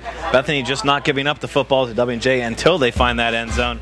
And W&J wouldn't want to be in their locker room right now. I don't think it'd be happy thoughts trailing 24-0 on the road here at Bethany. Now, sometimes time of possession is meaningless. Tonight, it is very indicative of where we're at here on the scoreboard. 24-0 Bethany. Well, as we are at halftime and the Bethany band on the field, we are going to take one more timeout, a 30-second break, and then we're going to get our producer, David Singer, a hot dog. How's that sound? Maybe I'll get a hot dog as well. But we're going to take a break, and then we'll have our static camera shot at halftime of the band here at Bethany, and we'll have the second half of today's contest, the Bethany Bison and W&J Presidents on the PAC Sports Network. We're here at Sport Clips, the new just for guys haircutting place, to see what the buzz is about. How was it? Nice cut, nice price, professional stylist. Doesn't get any better than this. There's sports on TV at every chair. I got an awesome haircut, steam towel treatment, neck and shoulder massage. I went all the way! What are you waiting for? Sport Clips is now in your neighborhood. At Sport Clips, guys win. With 2 locations in Washington County, at the McMurray Shops in Peters Township and at Trinity Point in Washington.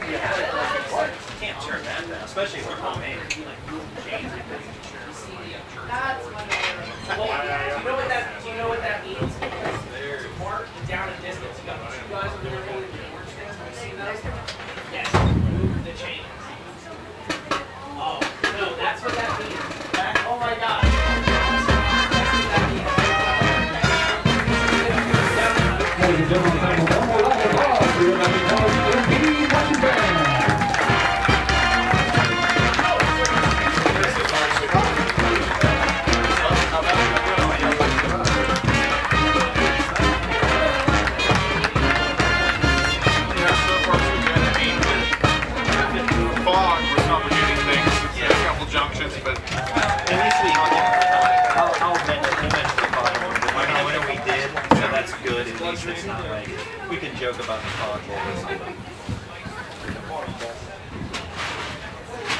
I might have to be creative in my story tonight. Say the last time the Bison beat W&J, gas was 63 cents a gallon. Bush was in office, the former Bush. Yeah, although I don't think he was. 82 wasn't. No, Reagan was in office. Even better. That makes it even more impressive. Let's say like the highest grossing movie that year was probably Indiana Jones of some sort. Star Wars or something. Star Wars was already gone, I think, by 82. Maybe the Return of the Jedi. Or Empire Strikes Back? Maybe. I don't think so. See, that's what you're going to do. I got 30 Mark, get on there. Somebody better off Peter Couch tonight. I have I'll never hear you. Yeah, I've never heard you this one.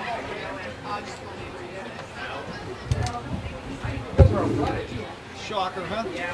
What's that? It was a shocker, huh? Yeah, we weren't expecting this. Hopefully we'll have two different halves, you know. Well, you know. We got to run the football a little more. We were passing too much. And they were getting 4 knockdowns. Yeah, yeah. This guy ran it up. Oh, yeah, that's great. I didn't think I was going to be able to. Yeah, yeah. I mean, well, I've seen you guys. I can't say I've seen you a ton of times, but every time, I mean, I just know W&J, you never count them out. I don't care what it says, you know, whatever the scoreboard says here at halftime. Oh yeah, they're hands on their hips. I mean, they're tired. Why? Because you're. Oh, really? Oh, okay. We appreciate it. Let everybody know, as many as you want. Okay, actually, I can do that. Do you have a name? Do you want me to give a personal? All right, ladies and gentlemen, if you can get out your 50. Oh, let me find my pencil. I don't know what I did with it. We have the winning number for the 50-50.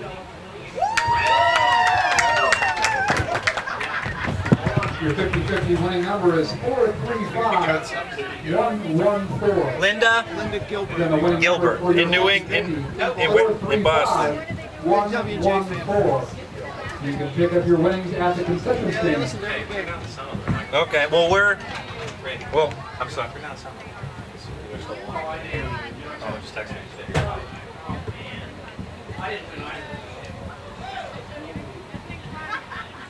Trying to see what how this do this way then.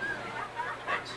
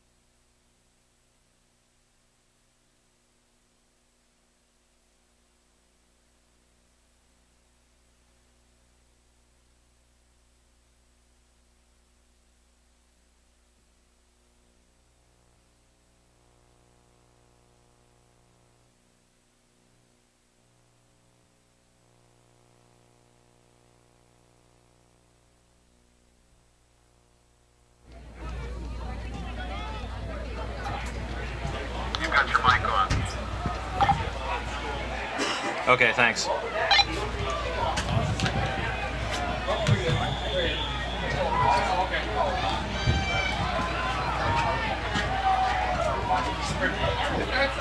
And the second half is underway from Bison Stadium. Kickoff by the Bison, received by Dion Wiggin of W&J. Tripped up as he gets across the 30 to the 32-yard line of W&J. And we'd like to welcome all of you back here on the PAC Sports Network.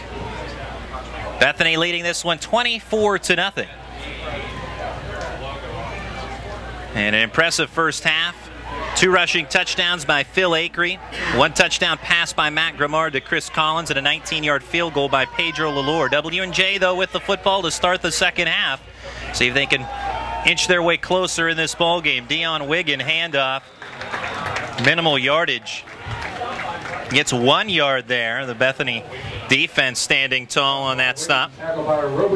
Greg Roberson, 6 foot, 220-pound junior from Frederick Douglass High School in Maryland, making that tackle. 2nd down and 9 for W&J. Matt Bliss takes the shotgun snap.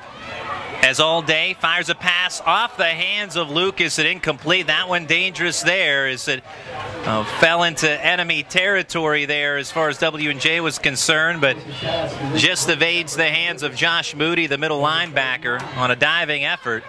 So 3rd down and 9 for W&J. Opening possession of the second half. It's 24-0 Bethany.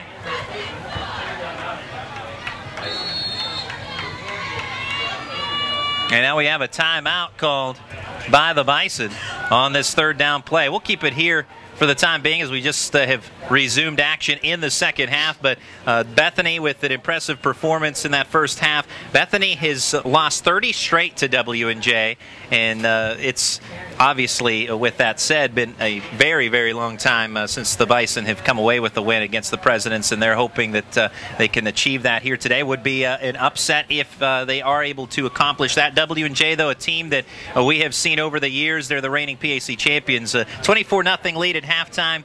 Now, that's nice, but surely Bill Garvey doesn't feel secure in that. And if you're Mike Sirianni, obviously a lot of work, an uphill climb here, but nothing that W&J hasn't done before. They have come from behind from these type of deficits over the years. Including last year against Bethany, they trailed 20-7 at halftime, then rallied with a 14-point third quarter to actually go ahead in that game. 21-20 ended up beating Bethany at home at Cameron 28-26. So close game, but they were able to come back and win last year. 3rd and 9, Matt Bliss, pass, incomplete, short hop, Sparafio, incompleted. It's 4th down and 9, so W&J's offense 3 and out. They've done absolutely nothing on offense, able to move the ball ever so slightly, but the Bethany defense just been harassing these receivers, harassing Bliss in the backfield all day, and really made the Presidents look completely out of sync so far. And W&J in the first half, 107 yards passing and 29 yards rushing.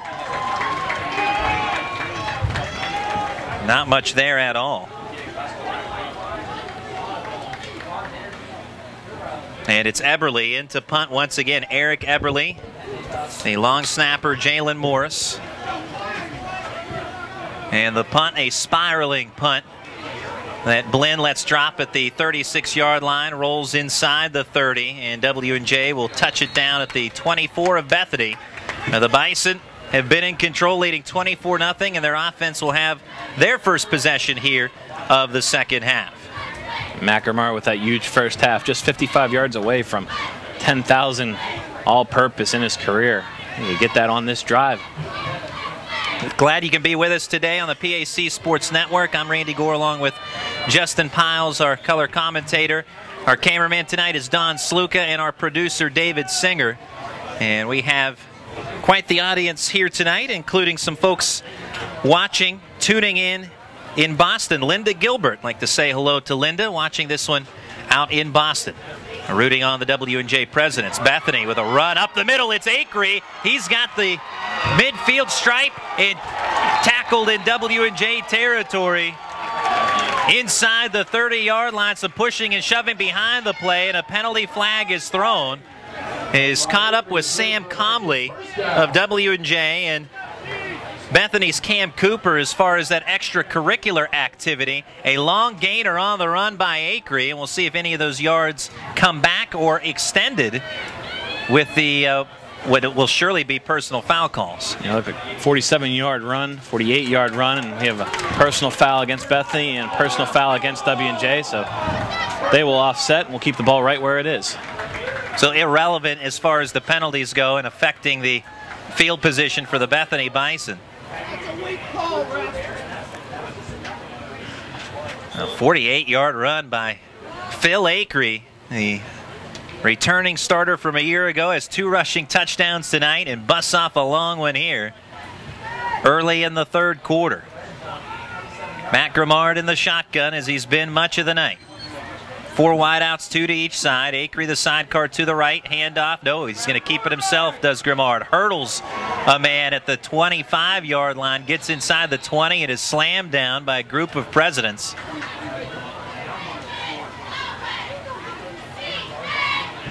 Flag on the field right now, and may have had one of the receivers on top there called for holding. Preliminary indication is that it is for holding, so that'll back the Bison up a little bit. So first down on what was a fine carry by Grimard. Would have been at least 9 to 10 yards on that play. Instead, it's a holding call that'll back the Bison up to the W&J 37-yard line. Penalties have not really been a factor in this game, which is a good thing. You like to see a clean game on either side, and it's been that for the most part. First down and 20. Pressure comes in from the edges. Grimard lets go of a deep ball intended for Blinn, and a collision between 2 presidents in the secondary. But everybody back up on their feet and walking around okay, which is good news. Marlon Brown, a hard collision with his safety, Billy Kelly, and all involved back to their feet and ready for second down and 20. Mike Sirianni talked about limiting the big play. And Bethany on their first drive had a big pass play to Jalen Jennings. But for the most part, it's been dink and dunk up the field.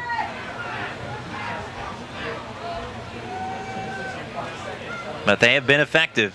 24-0 lead for the Bison. Taking their time here on a second down and long. Second and 20. Quick screen. Complete. Tackle made at the 35-yard line. Chris Collins with the catch.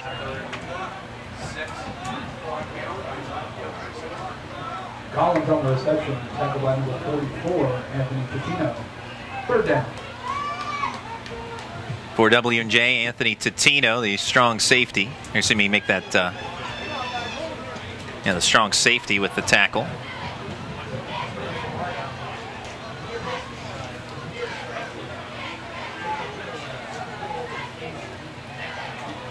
Shotgun for Grimard. They will realign now with a banana bunch to the right side. A little motion ambush outside of that formation to the left. Grimard has a man over the middle, and again off the hands of Blinn, incomplete. Oh, and some shoving again behind the play, but no flags thrown here as Blinn and Kelly getting caught up. On that play, looked like Grimard had an ambush on the wheel route out of the slot position there down the sidelines, but chose to go over the middle, couldn't hook up, and now Bethany, something we haven't seen a whole lot of tonight, in punt formation. Only the second time tonight Stephen Amick has been on the field to punt it. First time around it was a shanked punt. Punting from the midfield area, looking for a coffin corner punt, and angles it out of bounds inside the 10-yard line. So that time a beauty from Stephen Amick. W&J first and 10 from the 7-yard line. They have their work cut out for them. 93 yards away from pay dirt. Well, last year, as you talked about, Justin, Bethany had a big halftime lead, but that dissolved as W&J came from behind for a 28-26 win. Presidents have similar thoughts in mind. Bethany, they want to put to an end this 30-game winning streak for the Presidents. Dion Wiggin trying to bounce it outside left. He's thrown down up high. Penalty flag thrown near the area of the tackle. Maybe a face mask. Khalid Pierce is the man with the stop. And from our vantage point is pretty tough to tell, but indeed it will be a face mask penalty on Khalid Pierce. That'll be the 15-yard personal foul face mask. We'll move W&J up the field. At 1st and 10 from a 22-yard line, if they mark it correctly. Third quarter, 24-0 Bethany. In our third quarter, brought to you by Triple Tri-County Patriots for Independent Living. 1st and 10 W&J. Matt Bliss tries to dump one off on a screen to Wiggin. It's dropped. Would not have had much if he holds on to the ball anyway, as Bethany had that one diagnosed defensively. That might have been the best thing to happen to W&J there if Wiggins catching that ball at or behind the line of scrimmage. Like you said, nowhere to run. So letting that fall harmlessly to the turf keeps you at 2nd and 10. Shotgun for Bliss. Quick pass left to Barafio. Has some space across the 30. First down for Barafio. Gang tackled at the 35-yard line. Working hard, keeping those legs moving, getting extra yardage after that initial hit. Getting the first down. Good work by the W&J receiver. Alex Barafio, Lindy's preseason All-American. Versatile player, also played quarterback last year by necessity in an emergency role, but Coach Sirianni likes to keep him at the receiver position. Handoff Wiggin, good carry across the 40, near the 42-yard line of W&J. Now the Presidents have shown glimpses of what their offense can do, but they have not capped off any drives here today, as they've been shut out to this point. President's trying to move the football now. Handoff Wiggin. Tackled at the 44-yard line. As Ethan Barnes, defensive end, 6'4", 245-pound sophomore from Weir High in West Virginia with the tackle. No huddle here, 3rd and short. Wiggin sifting through. Has the first down and then thrown backwards, but Wiggin gets the necessary yardage. First down pickup for the Presidents. This might be the best drive for the Presidents in terms of time of possession and offensive rhythm so far tonight. And this drive started at their own 6-yard line. Face mask penalty has helped spearhead the drive, and now the Presidents' Matt Bliss will scramble left, looking downfield, has a man open. It's caught by Cregan in Bethany territory down the far sideline. 10, chopped down inside the 5. Max Cregan with a big play there. Cregan, who missed last season with a knee injury, he's back in a big play here in the third quarter. That was Bethany's Trey Good preventing the touchdown there. And Matt Bliss, great job keeping that play alive. Looked like he was dead in the backfield, running away from pressure, able to extend the play and hit the big one down the sideline. 1st and goal from the 5. Wiggin, handoff, goes left and bottled up. 2nd down and goal. Well, it's not their initial possession of the third quarter, but still early enough in the third quarter with 10 minutes to go.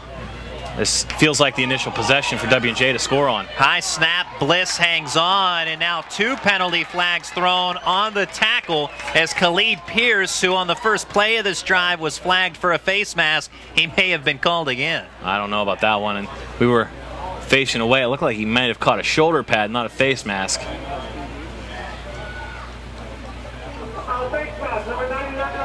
Face mask is the call from referee Charlie Watts.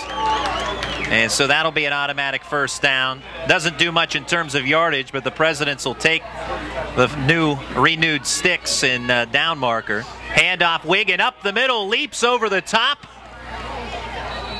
But he is stopped shy at the 1-yard line. Tried to reach that football over. The Presidents believe they have scored, but they are officially marked 1 yard shy.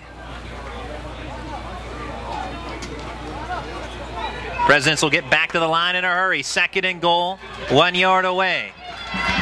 Wiggin, the sidecar to the left of Bliss. He'll realign him to the right side now. 3 wide outs. Barafio in the right slot. Wiggin, handoff. Cuts it inside, spins his way into the end zone. W&J on the board with under 10 minutes to play in the third quarter. And it's 24-6. 1-yard rushing touchdown by Dion Wiggin. That is his 11th rushing touchdown of the season, as he leads the nation in rushing scores. Adds on to that tally. Extra point hold by Craig Pope. The extra point by Eric Eberle booted through, and the Presidents cut the score to 24-7 in the third quarter. We'll take a 30-second timeout on the PAC Sports Network. We're here at Sport Clips, the new just for guys haircutting place, to see what the buzz is about. How was it? Nice cut, nice price, professional stylist. Doesn't get any better than this. There's sports on TV at every chair. I got an awesome haircut, steam towel treatment, neck and shoulder massage. I went all the way! What are you waiting for? Sport Clips is now in your neighborhood. At Sport Clips, guys win. With 2 locations in Washington County, at the McMurray Shops in Peters Township and at Trinity Point in Washington.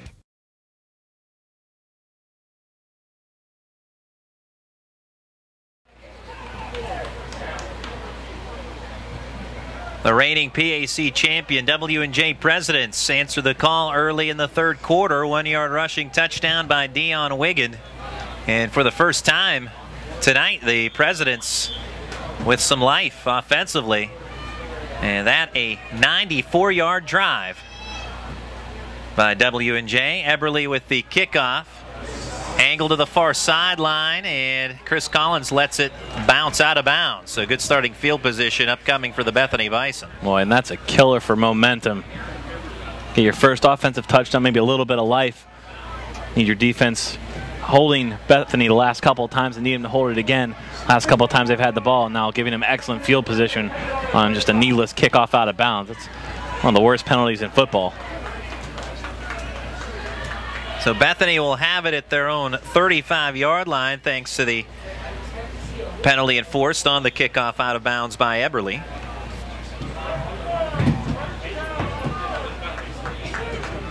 And now with W&J scoring on that early third quarter possession, does any of last year creep up into your minds if you're either team? No, I think the first quarter might creep up into my mind, as in I want to score again if I'm Bethany. Get that offense rolling. Trips to the left for Matt Grimard.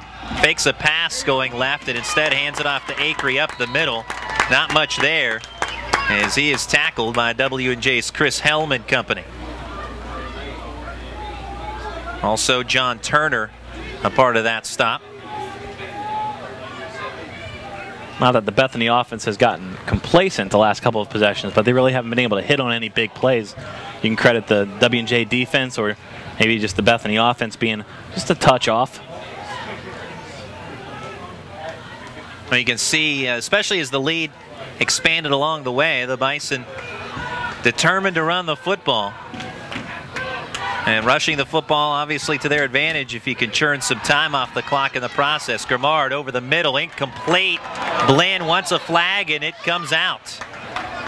Calmly in coverage for W&J, but it appears Eric Blinn will be the beneficiary of a, as well as the Bison, of a pass interference call. They may get holding. I think that flag may have come out, or the contact may have been before the ball came out. I think that might be defensive holding. You are correct. Defensive holding on W&J. So that'll give Bethany a first down.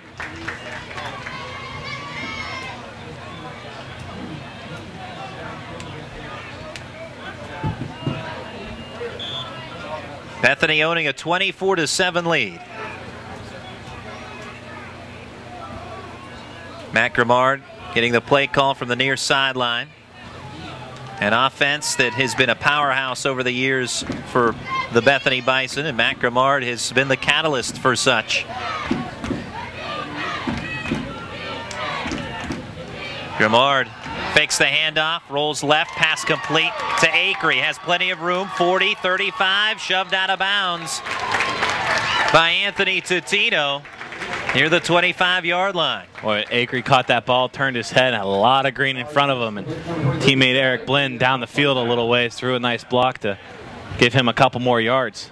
Officially to the 27 for Acree, and found out earlier on today that Matt Grimard, while he's been an outstanding PAC quarterback, he's actually getting some looks from some NFL teams. Yeah, he's got the size to play quarterback at the next level if someone likes him that much to sign him. Big frame, 6'4", 240, very durable. Takes the hits and every time out here, gets up and can really direct an offense. We see that here tonight. Big arm, big lefty. And Bethany threatening again. Handoff. Acree shakes the hips, now pushed forward with the help of his offensive lineman inside the 20. Solid gain by Acree. And well, you talked about Matt Grimard on that particular play. Not only did he hand the ball off on the delay, give to Acree, but then also threw a block on that play. So Matt Grimard, he's not just sitting back watching the play. He's going to chip in with all that he has. No, not afraid to mix it up at all. 2nd down and 2 for the Bison. At the 19-yard line of W&J. So Bethany trying to answer the President's score. Dion Wiggin with 9:16 to go in this quarter. A 1-yard rushing touchdown, but Bethany on the march. And a keeper for Grimard, and he is buried in the backfield by the W&J defense. Totino, one of those on the tackle for the Presidents. Now somebody missed a block, or several people missed a block, because the entire W&J front line was in the Bethany backfield. Mentioned earlier, Coach Sirianni said that when they get to Matt Grimard, you have to tackle him. Well, when you have 2 or 3 different players in there, that makes things a little bit easier. Grimard just buried his head in the sand, more or less. So he didn't have much choice but to just eat that football. Well, he's up over 300 yards passing regardless. 301 through the air on just 16 completions. And running back Phil Acree up over 100 yards on the ground on 12 carries, 115 yards. 3rd and 8, flag is thrown. So Grimard, 354 total yards today, needing 387 to eclipse 10,000 for his career. False start, illegal procedure on the Bison. Will back them up a little bit farther now for a 3rd down and 13. Grimard leading all Division III players amongst active players in total yards. And if he can get, or I should say when he gets over 10,000, whether it's tonight or next week, that is quite the achievement. This could be 4-down territory if Bethany gets a chunk of yards here. Blitz coming from W&J. Pass over the middle. Dropped by Ambush. Incomplete. 4th down and 13 for Bethany. An Ambush down on the turf. He is shaken up. Looked like he took a hard hit in the back after he dropped the football. So not only did he not make the catch over the middle, but he pays the price for it as Billy Kelly with the stick from behind. Now Ambush up to his feet. So he appears to be okay, but still holding the middle of his back. Yeah, it's no fun to get hit in the middle of the back like that, especially when you're up in the air. Extended arms and everything, not a real easy way to protect yourself. Now, dangerous living going over the middle, and any receivers coach or offensive coach will probably tell you, well, you're going over the middle anyway, and if you take a lick, you might as well hang on to the football. Yeah, please catch the ball. You're going to get hit anyway. And exactly. Ambush took the hit but didn't make the catch. 4th and 13. Offense still on the field, as you said, Justin. 4-down territory for the Bison.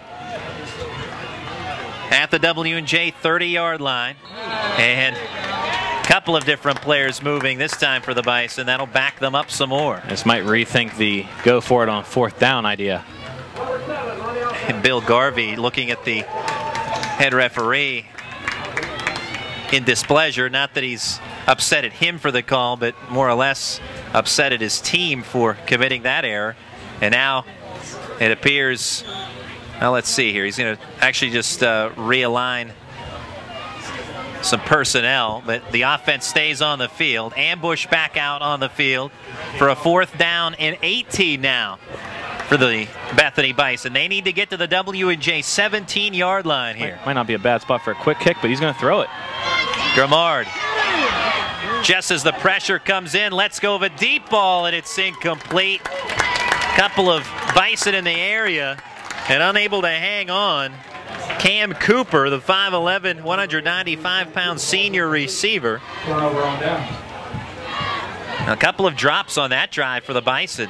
Hamstring them, and W&J with the football again.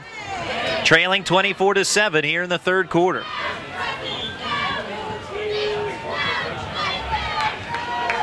Matt Bliss wants the snap, gets it. Fakes the handoff to Wiggin, rolls left. Fires a pass complete to Barafio. Open to the far sideline. Slips one tackle, dives ahead near the midfield stripe. And now some of the visitors here at Bison Stadium starting to get ramped up. They haven't had much to cheer about to this point, but Wiggin with a rushing touchdown early in this quarter, and now the President's on the move again at the Bethany 48-yard line. Handoff Wiggin. Follows blocking in between the hashes to the Bethany 41-yard line. Supplying some big blocks there. Zach Crossy, 6 foot, 280-pound sophomore from Penn Trafford, right in the middle of all that. 2nd down and 3 after the 7-yard gain by Wiggin. He gets the pitch going left. Stutter step move, keeps going to the outside.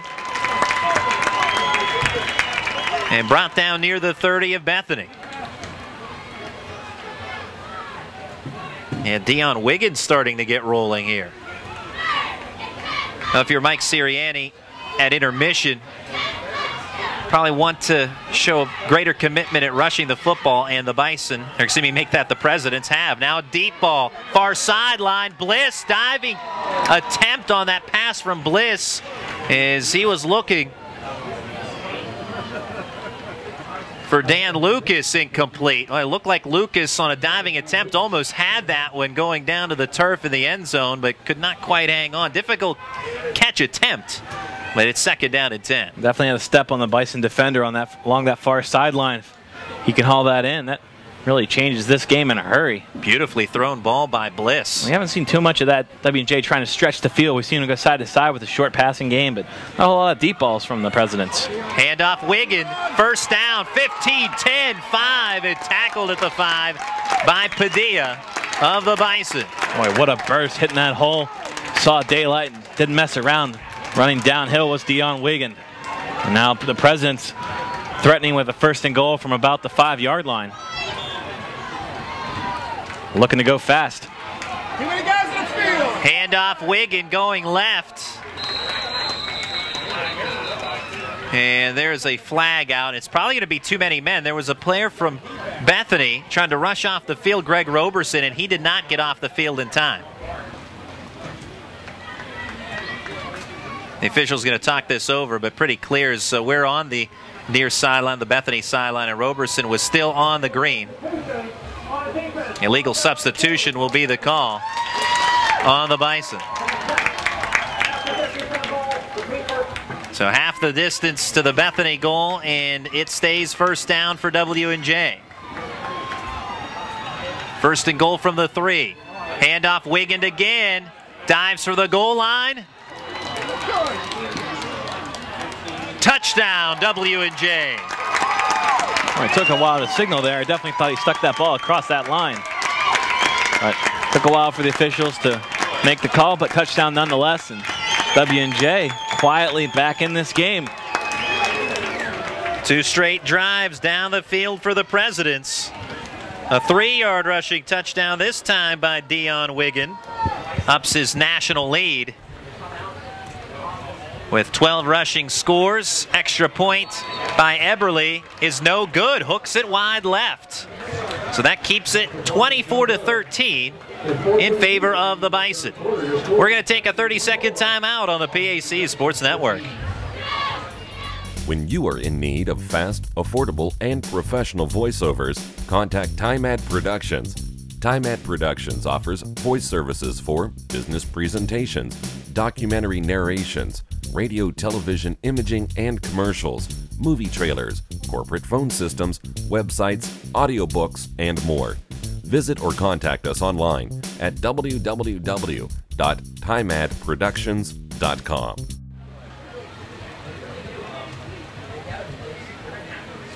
Two third-quarter touchdown runs by Dion Wiggin has made this a ball game again. It was 24-0 at halftime in favor of Bethany, but Wiggins' 2 rushing scores have cut the ball game to 24-13. And things getting interesting here at Bison Stadium. W&J, the visitors, with the kickoff going left to right across your computer screen. Hauled in by Eric Blinn spins away from one tackler, but brought down at the 19-yard line by W&J. And on the special teams tackle, it's Zach Puckett.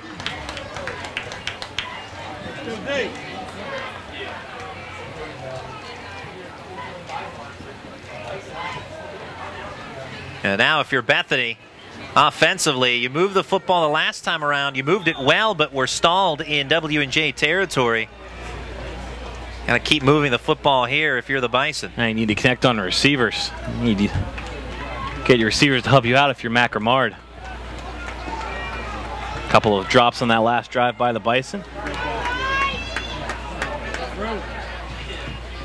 First down, Grimard going to keep it. Looking for some space, angles right, and across the 25 to the 27 of Bethany. Solid pickup on first down. It's been a while since he's had a solid pickup carrying the football. Seen him on a couple of keepers, but W&J making a conscious effort to really stop him before he can get going. Met him in the backfield on a couple of occasions, but they're able to run downhill, get some open field, and a big gain on first down. Cam Cooper checks in from the sideline along with running back Brandon Hill for the Bison. Second down and 2 for Bethany.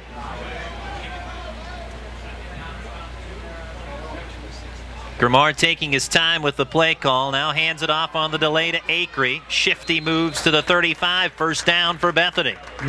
W&J starting to creep into the box a little bit more, whether it's a safety or a defensive back on a slot receiver, starting to put some eyes in the backfield with Bethany concentrating on the run the last couple of possessions. Don't be surprised here on a first down if they go take a shot or try and hit another seam route with the receiver over the middle. Tackle moments ago by Billy Kelly. We've called his name numerous times tonight for the Presidents, the 6'2 sophomore from Clarion, PA. Glad you can be with us tonight on the PAC Sports Network. We're in the third quarter. Third quarter brought to you by Triple, Tri-County Patriots for Independent Living. 24-13 favoring Bethany. Handoff. Limited yardage up the middle. Late penalty flag thrown. Seen that a bunch this second half. Chippiness after the whistle. Acree was the man with the carry. And that flag was thrown behind the play.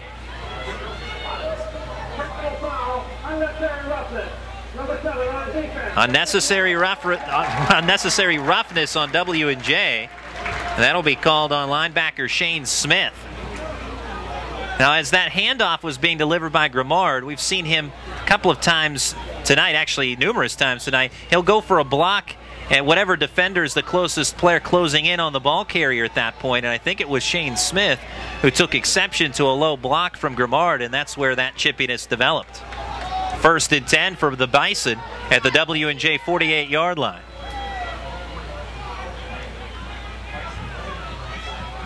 Trips to the right. And Grimard with the keeper up the middle as he faked the handoff to Acree.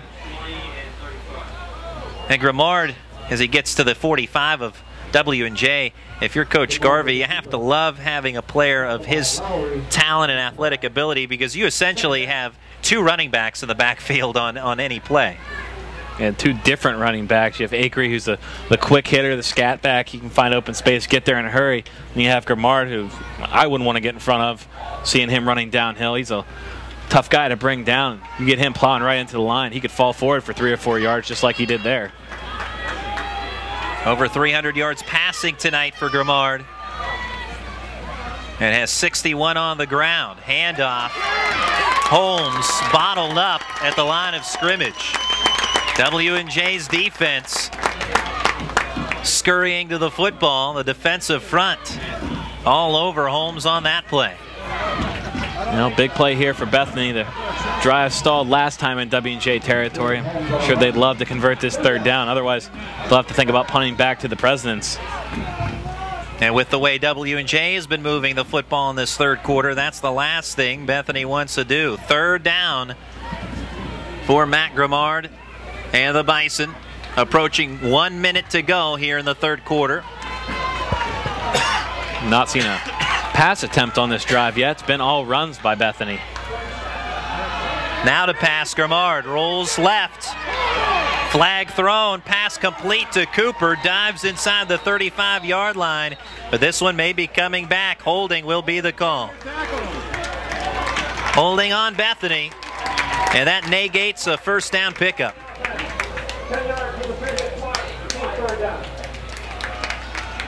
It's definitely along that right side of the line. Thrown from basically the far side of the field. Not sure who they got for holding, but definitely someone coming around that right end of Bethany's line. As Grimard scrambled to the left. One of those right side offensive linemen trying to protect their talented senior QB. Getting a little too much jersey. And so the first down taken away from Bethany. And it's a third down and long. 3rd and 17. First down available at the President's 37-yard line. Swing pass left to Acree. Acree, another flag thrown, gets across midfield. Tackled at the 46 of W&J, and we'll see if the Presidents decline this penalty, as it would be 4th down, but that doesn't guarantee what Bethany may or may not do. You might just back them up for a 3rd down and even longer. And also, field position, something you have to think about, although it looks like from the far sidelines that W&J will decline this penalty. Bethany will at least be able to play the field position game if they choose to punt. And it looks like personnel change on the field. They will at least come out in punt formation and try and pin W&J deep. Stephen Amick will punt it for the Bison. And back deep to receive on this punt attempt is Alex Barafio, the 5'10 senior from Bethel Park. Hard rush from W&J, punt away from Amick. Fair catch called for by Barafio at the 11-yard line. Yeah, big rush from W&J that time. Couldn't quite get to the punt, but definitely had some bodies in the area. And so Barafio and the offense for W&J, after they have scored touchdowns on their last 2 drives, they have it in their hands again with 10 seconds to go here in the 3rd quarter.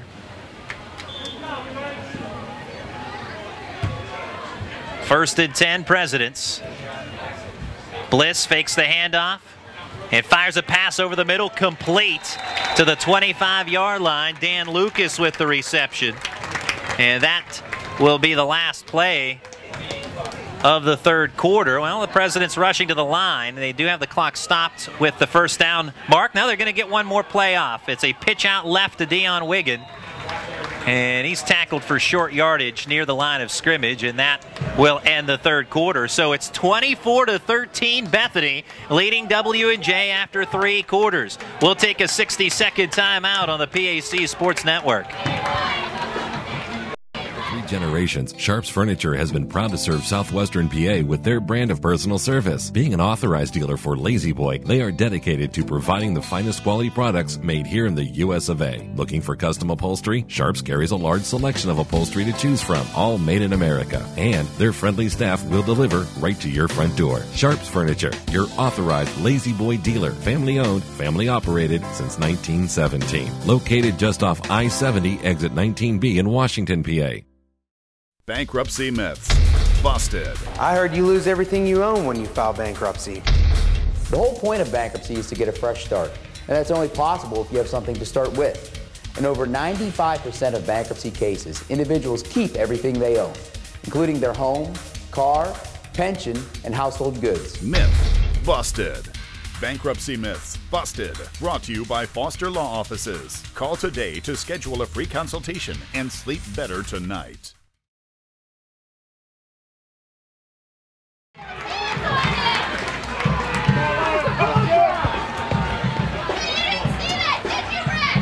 Back in the 3rd quarter, first down pass incomplete for Matt Bliss.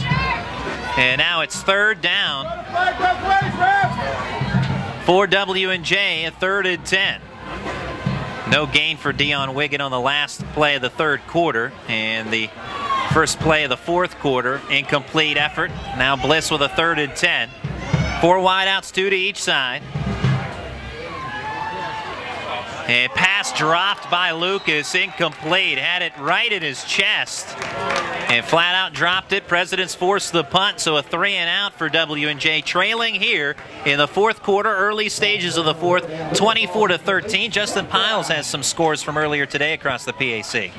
Checking out some scores from this afternoon. Carnegie Mellon 34, St. Vincent 7. Waynesburg taking down Teal with Waynesburg's homecoming this afternoon, 35-21. Thomas More, big winner, 61-0 over Geneva. I thought that was actually could have been a closer game than that, and thought both teams going in there with some momentum, and Thomas More making, no doubt who's the team to beat in the PAC this year.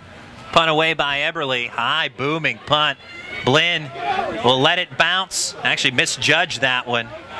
And has to let it roll. Takes a good W&J roll inside the 15 to the 11-yard line. Touchdown by Alex Schramm with his foot at the 11. Just stepped on the football at the 11-yard line. But yeah, you're talking about that Geneva-Thomas More game. Well, that raised some eyebrows. Two teams that were undefeated in the conference looking at that one as a big-time game. And Thomas More flexing their muscle in a big way. I think a lot of people around the country might have taken note of that one with Thomas More, especially their defense this year. Thomas More's defense is unbelievable how active those guys are. Pitching numerous shutouts already this year, putting up 61 points on a Geneva team, and W&J after this game, they're going to have to game plan for them coming into Washington next week. We'll have Thomas More and W&J next Saturday night from Cameron Stadium. Hope you'll join us as well on the PAC Sports Network. Phil Akery with the handoff up the middle. Gets to the 15-yard line. Also a game we were listening to earlier this afternoon before heading over here at Grove City. 3-point winners over Westminster, 24-21. And you were also talking about next broadcast. We'll actually have volleyball on the air right here at Bethany. First place Bethany Bison, women's volleyball team. Big tri-meet today with Geneva and Thomas More, handling both teams down in Kentucky. So we'll get to have a look at them on Wednesday night. 2nd and 7 from the 15-yard line. Bethany with the lead. W&J with momentum, though. And a pass in stride complete to Eric Blinn. And he's tackled at the 28-yard line. W&J's Dan Graziano with the tackle, but a first down gainer for the Bison. Give him the 29 on that play. For Bethany on the reception. Matt Grimard has officially surpassed 10,000 career yards. And you may have heard over our PA system here at Bison Stadium that that officially, with that pass completion, puts Matt Grimard over 10,000 total yards for his career. An impressive feat achieved, and Grimard would like it to be accomplished in a Bison victory. Will keep it himself running up the middle. Gang tackle by the Presidents at the 41-yard line, but another first down for the Bison. Now plenty more offense in his future, perhaps even in this game. Already over 300 yards passing at 324, and now with that run approaching 100 yards rushing. Now Grimard does not shy away from responsibility in the least bit. He wants that football in his hands as much as possible, whether it's throwing or rushing the football, and he has taken it all on in stride, and so far has led the Bison to this 11-point lead. He has one touchdown pass today. Phil Akery with 2 rushing scores for the Bison. Dion Wiggin with 2 rushing touchdowns for W&J. Pass over the middle, hard hit, put on by the W&J Presidents. A smack laid on by W&J's Eric Espy. At the 45-yard line, is taking that hit was Jalen Jennings. I haven't heard a whole lot from Jennings since a big first quarter. Had a long pass down the middle, or down the middle of the field in reverse direction for 59 yards. That's his only catch of the day. Now that catch set up the Bison first touchdown of the day. But since then, Jennings held catchless and took a hard hit there by Espy. 2nd down and 10 at the 41. Handoff, Hill surges up the middle. Gets to the 48-yard line of Bethany. Well, Bethany wanted to make a commitment to rushing the ball. As a team now topping 200 yards rushing. That helps that clock keep ticking. 12-15, 12-14 on a rolling clock. Jared Pratt, the tackler, on that last play. Another product from Bethel Park. Several of those on this W&J squad. Of course, their quarterback and receiving duo of Matt Bliss and Alex Barafio, both from Bethel Park. Got a good pipeline with that Blackhawks program. That's a good program.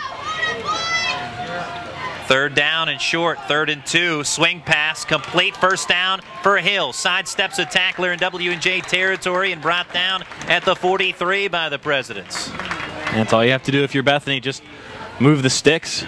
Keep that clock rolling. As soon as they reset it, we'll roll. And Hill's still down on the turf. It looks like he's cramping up, as he will stay down on the field. He's actually trying to stretch himself out right now. So the positive there is that it's just a cramp. The bad news is he's in some pain, but nothing serious, and that's the positive there. I just need to get rid of that cramp, give him some fluids, walk it off. If he can get to his feet, we'll be all right. Well, injury timeout here in the 4th quarter. It's 24-13. Bethany leading W&J. We'll take a 30-second timeout on the PAC Sports Network.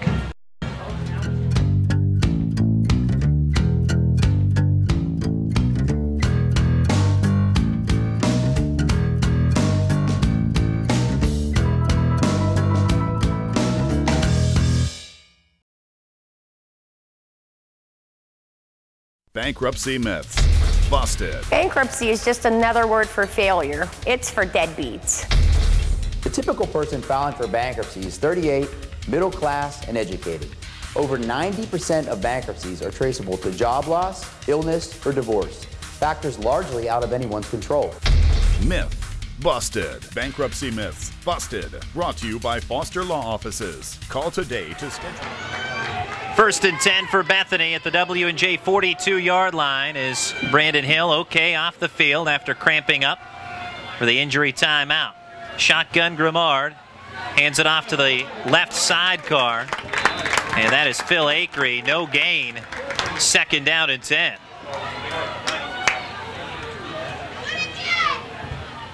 Well, the yards have come grudgingly against W&J in the second half. The Bison moved the football up and down the field in the first half, and it really has been a tale of two halves for these teams. Bethany owning the day in the first half, 24-0 lead at intermission, but W&J, 2 rushing touchdowns by Dion Wiggin, have cut it to 24-13.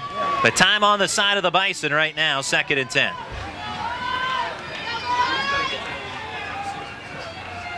Shotgun snap for Grimard.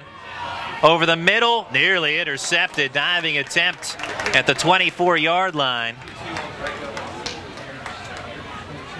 And unable to hang on was Dan Graziano. But he does make it 3rd and 10 for Bethany. Chris Collins may have played a little defense on that play as well. Looked like he may have swatted or gotten a hand on that ball at least to deflect it away, prevent the interception. Now looking at the scoreboard right now, 10 minutes to go, 24-13. Not quite the way that either of us saw this game going, not just in terms of the Bison leading, but thought there'd be a few more points maybe on the scoreboard by now. It might be in the 30s or even the 40s. And we thought it might look like a basketball score perhaps with the type of offenses, but not so. Swing pass going right to Acree. Lowers the shoulder, takes on a hit at the 41-yard line. Defense up to the task for W&J once again as they diagnose the swing pass. Marlon Brown with a tackle for W&J. Just a safe completion. No more balls down the field after that last play from Bethany. Looks like the punt unit will come back out here and try and pin the Presidents deep. Now if you're Bethany right now with an 11-point lead, it's a 2-score game. But the clock on your side, punt this one away and keep W&J deep in their own territory if Amick can achieve another coffin corner punt perhaps. Let's see if they come after it again like they did the last one. Return on this time. Presidents hang back. Barafio, fair catch called for. Oh, and some traffic hauls it in at the 15-yard line. Had his own blocker almost run into him. That could have been disastrous for W&J if Barafio ends up muffing that punt from the contact. Presidents with the football again, under 10 minutes to play in the fourth quarter. Alex Barafio, moments ago, pulling in that punt on the fair catch. The President's all-time leader in career receptions for the Presidents. Handoff. Wiggin. Left has room across the 30. Near sideline. And before actually being trapped in on the near sideline, ducks under a tackle and gets an extra 3-4 yards out of that play down at the W&J 47-yard line. Yeah, that was a veteran move. Instead of just walking out of bounds, snaked his way and picked up, like you said, 4 or 5 more yards. 32-yard run by Wiggin as he gets cranked up here in the second half. Bliss, pass over the middle, complete to Cregan. He's tackled in Bethany territory at the 41. Boy, the President's not wasting any time. You see all the linemen, as soon as that play was complete, they're up on the ball again, ready to go. Matt Bliss directing traffic, directs his offense, trips to the right side. And it's a screen pass, a wide receiver screen to Barafio. Minimal yardage on that effort, tackled inside the 40 at the 39-yard line by Bethany's Nick Greer. Yeah, Padilla was in there on that as well. Had a grab of Barafio and not let go. Don't want him to squirt through your grasp. He could go. He's one of those guys, as soon as he sees open space, off to the races. Hurry up offense, Wiggin. Up the middle, first down, inside the 30. He seems like he's getting stronger. He's almost embracing breaking through these tacklers right now. Tough to bring down anytime, but right now especially. 1st and 10 for the Presidents at the Bethany 28-yard line. Bliss tries to spin around and ducks for cover. He dives back toward the line of scrimmage. He is sacked on the play by Greg Roberson, and it's a loss of 2 on the sack.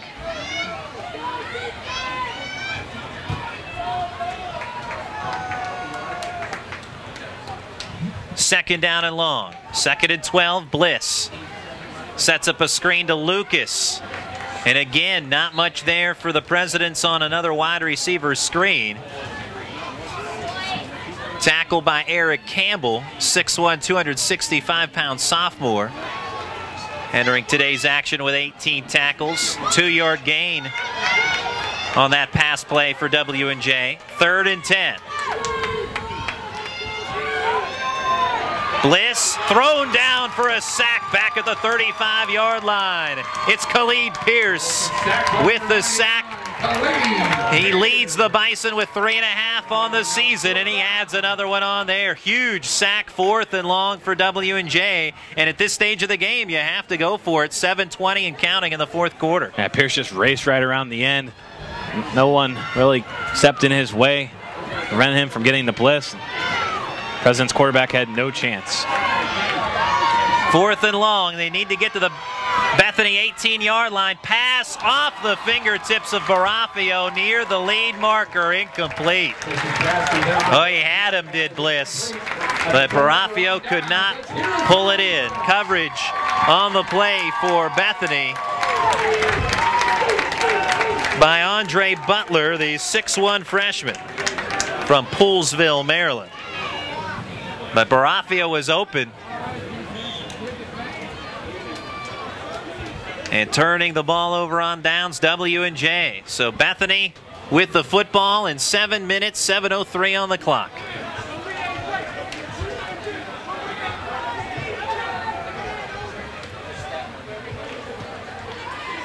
Handoff, Acree. Nope, keeper by Grimard. Flung down at the 38-yard line. Tackle by Billy Kelly coming in from his safety position again. Solid gain, though, for Grimard. 4-yard pickup on first down. He'll take 4 yards per carry for the rest of the game if you're Bethany at this point. Keep churning off yards and the clock. Time off the clock. I mentioned this earlier, but Bethany has not defeated W&J in 30 straight games.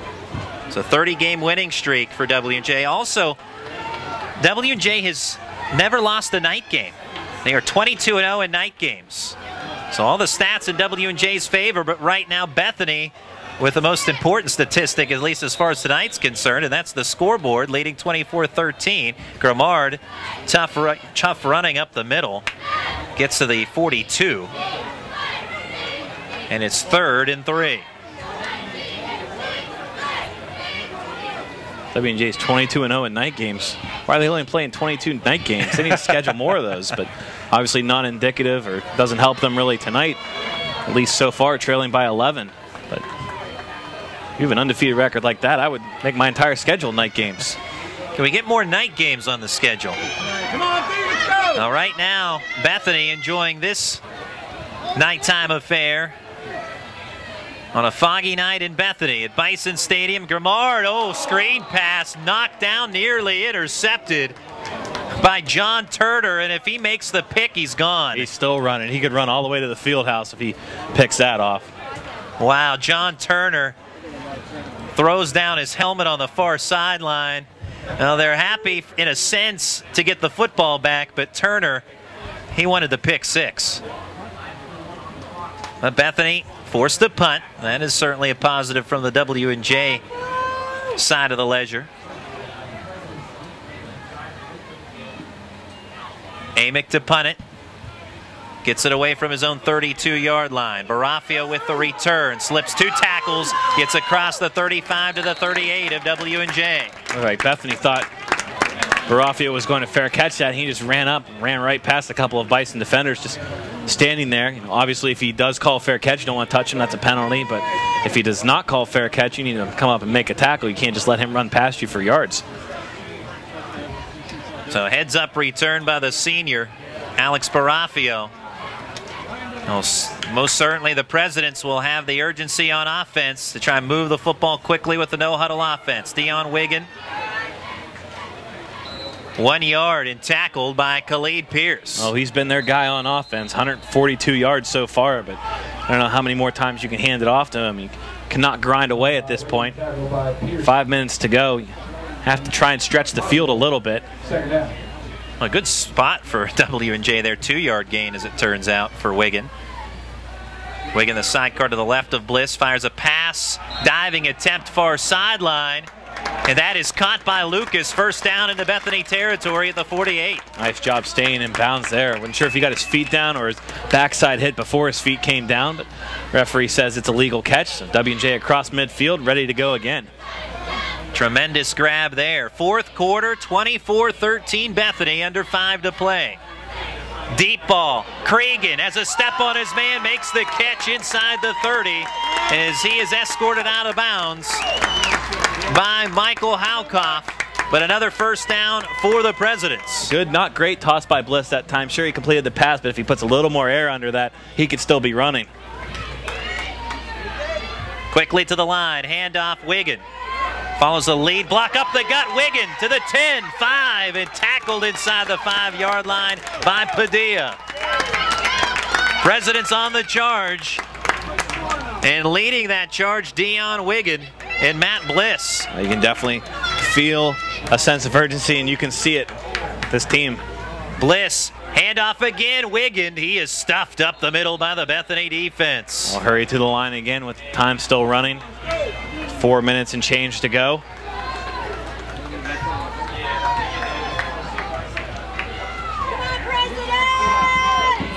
Hard tackle put on by Trey Good on that last stop. Under 4 minutes to go. Fourth quarter. Bliss wants to go right, has a man open in the right corner. Touchdown, W&J. Coming wide open in the right corner. It's Alex Barafio. Touchdown, Presidents. And it's 24-19. 2-point conversion, you would think. I got to go for 2 now. Got to get it now. A 2-point conversion makes it a 3-point game here. Vital conversion here for W&J determines whether on their next possession, if they get a next possession, whether you go for, or whether you have the opportunity to tie it with a field goal. 2-pointer, too tall. On an out cut to the far sideline, Bliss overshoots his target. Incomplete, had Dan Lucas there. Yeah, Lucas was open, just misfired. May have tripped out of his cut. Either way, Bliss overthrows him, so W&J will need a touchdown when and if they get the ball back. Well, it was 24-0 at halftime. Bethany getting 2 rushing touchdowns in the first half by Phil Akery, a touchdown pass from Matt Grimard to Chris Collins, and a 19-yard field goal by Pedro Lalore. In the third quarter, Dion Wiggin with 2 rushing touchdowns, a 1-yard rushing score, and a 3-yard rushing touchdown. And here in the fourth quarter, Matt Bliss with a touchdown pass to Alex Barafio. And the Presidents have closed the gap to 24-19. So things getting very interesting here in the fourth quarter.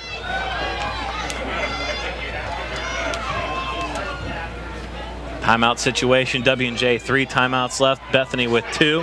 You'd think they would kick it away here with 3 timeouts, but you never know. Keep an eye on it. A lot of time still remaining, 3:53. Eberle with the high end over end kick received by Eric Blinn. Going far sideline. And to the 30-yard line is Blinn on the return. Bethany's offense with a key possession here with under 4 to play, 24-19 our score. Matt Bliss, his touchdown pass, his 5th of the season. Barafio, his 4th receiving touchdown of the year.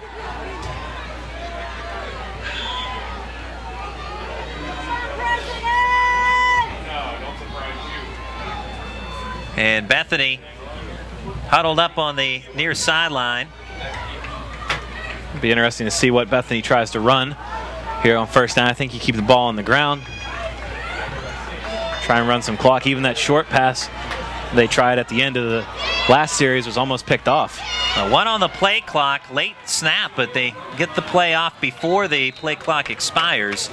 And Grimard with the keeper up the middle. Bethany taking a long time on the near sideline while they were huddled up. Yeah, you would think the play call would have been pretty simple, some sort of run play, but you're right, it did take an awful long time to get it in and everyone lined up. No hurry here, they'll wind some clock. W&J, as Justin noted, with all 3 of their timeouts. Bethany has 2 timeouts remaining. On a foggy night here in West Virginia, Bethany trying to close out a victory. W&J, their defense trying to get their offense the football back. Grimard with the handoff up the middle. And that's Phil Akery, tackled for minimal yardage at the 37 of the Bison. W&J still not using a timeout, so all 3 still at their disposal, and this is turning into a huge 3rd down play right here.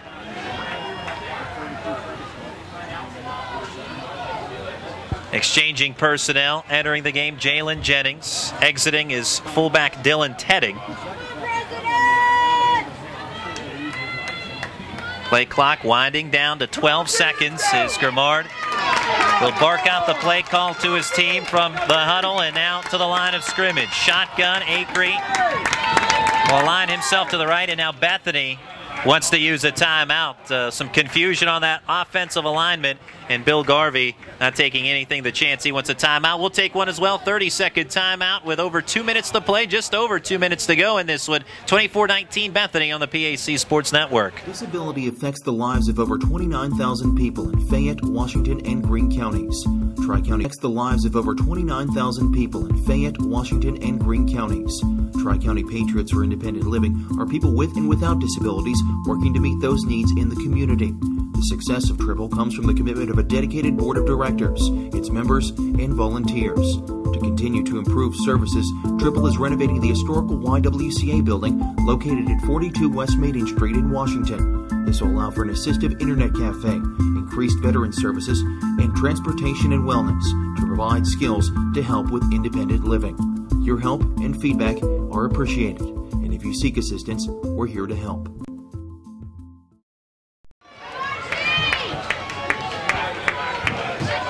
Critical third down here for the Bethany Bison. 3rd down and 4 from their own 37-yard line. With just over 2 minutes to play, Bethany leading 24-19. Pass incomplete over the middle. Intended for Chris Collins, and the Presidents will get the football back.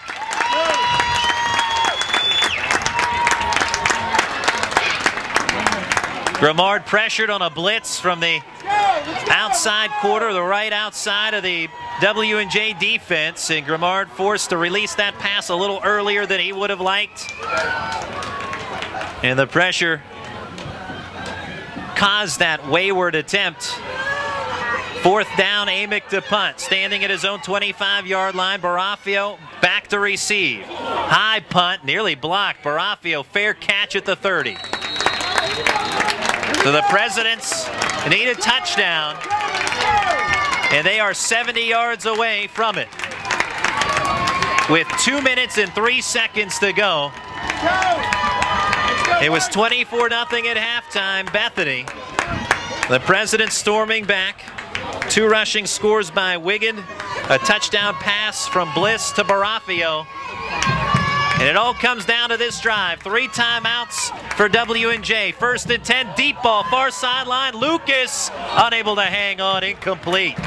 Boy, not messing around there. Going ahead and try it out with the deep ball. Just couldn't quite hook up.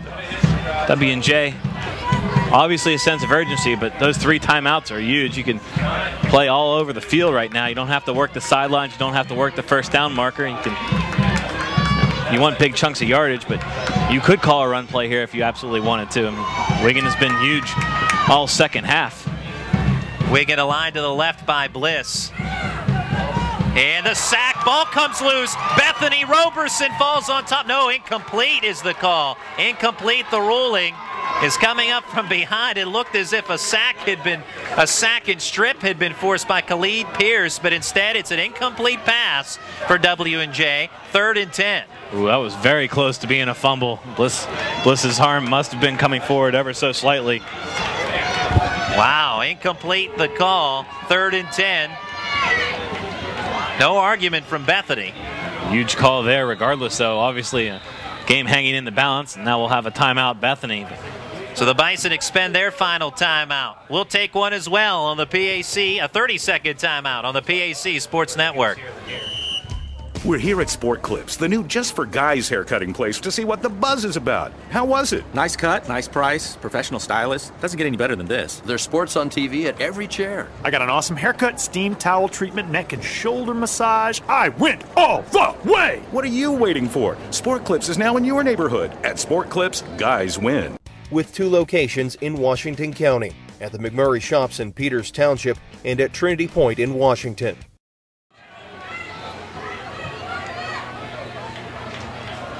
Third and 10, W&J at their own 30-yard line. Presidents have all 3 of their timeouts, trailing 24-19. Bliss going deep, has Lucas, and he drops it. Had him at the far sideline near the 40-yard line of Bethany, and Lucas could not hang on. Lucas with a step on Ricky Clark down the sideline. Oh, if he can hang on, huge gainer for the Presidents. As it is now 4th down, W&J has to convert. 4th down and 10.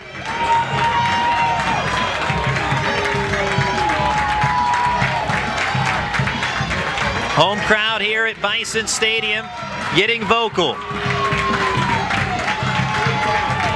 Bliss gets the shotgun snap. Blitz coming. Deep ball has Cregan. He drops it. Had it in his arms, and the ball was jarred loose on a tremendous defensive play by the Bethany Bison. And that was Chanton Scott, the 5'7", 140-pound freshman who forced that incompletion. Cregan had it in his hands, and Scott jarred it loose. And just a little shove in the back to Cregan was all it took. Looked like he was going to come down with that. Dropped it as he hit the ground. Huge play by Scott, and now the Bison just 1:44 away. Remember, the Presidents have all 3 timeouts, so they can stop the clock some more. And second week in the row where Scott may have made a game-changing, game-saving play. Came down with an interception last week to ice the Bison win. This could be 2 weeks in a row. And now the play clock has expired on Bethany. Late coming out on the field. Have a flag. And so 5-yard penalty. Moves the ball to the 35-yard line of W&J. Bethany 1st and 15. Trips to the right. Just to spread the formation. Keeper Grimard. Tries to go right. Lowers the shoulders a bit. Picks up a couple on that run. Tackle made for W&J. Well, the big thing here with W&J calling timeout to conserve some clock is that W&J keep Bethany out of the end zone. It can still be a one-possession game, even with a field goal. Obviously, 8-point game. W&J would have to go for 2 on a touchdown and make it that much more difficult. But still in this game if they can keep the Bison out of the end zone. 2nd and 13 upcoming for Bethany. We'll take a 30-second break on the PAC Sports Network. When you are in need of fast, affordable, and professional voiceovers, contact Time Ad Productions. Time Ad Productions offers voice services for business presentations, documentary narrations, radio, television, imaging, and commercials, movie trailers, corporate phone systems, websites, audiobooks, and more. Visit or contact us online at www.timeadproductions.com.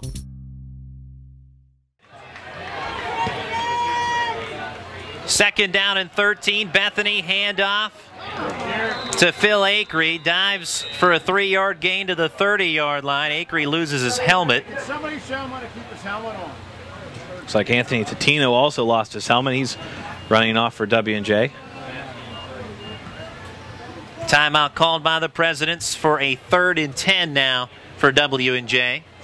Or excuse me, make that for Bethany rather. Leading 24-19. Presidents have one more timeout at their disposal after this one. We'll keep it here for the time being, but Bethany with an important 3rd and 10. A first down effectively will put this one on ice. Now we've talked about 4-down territory. Have to figure that this is such for the Bethany Bison, although you could argue you could punt and pin W&J deep, but nonetheless, with Bethany's offense and what they have done today, especially in the first half, Matt Grimard, if you're just joining us, going over the 10,000-yard mark in his career in today's game. He's thrown for over 300.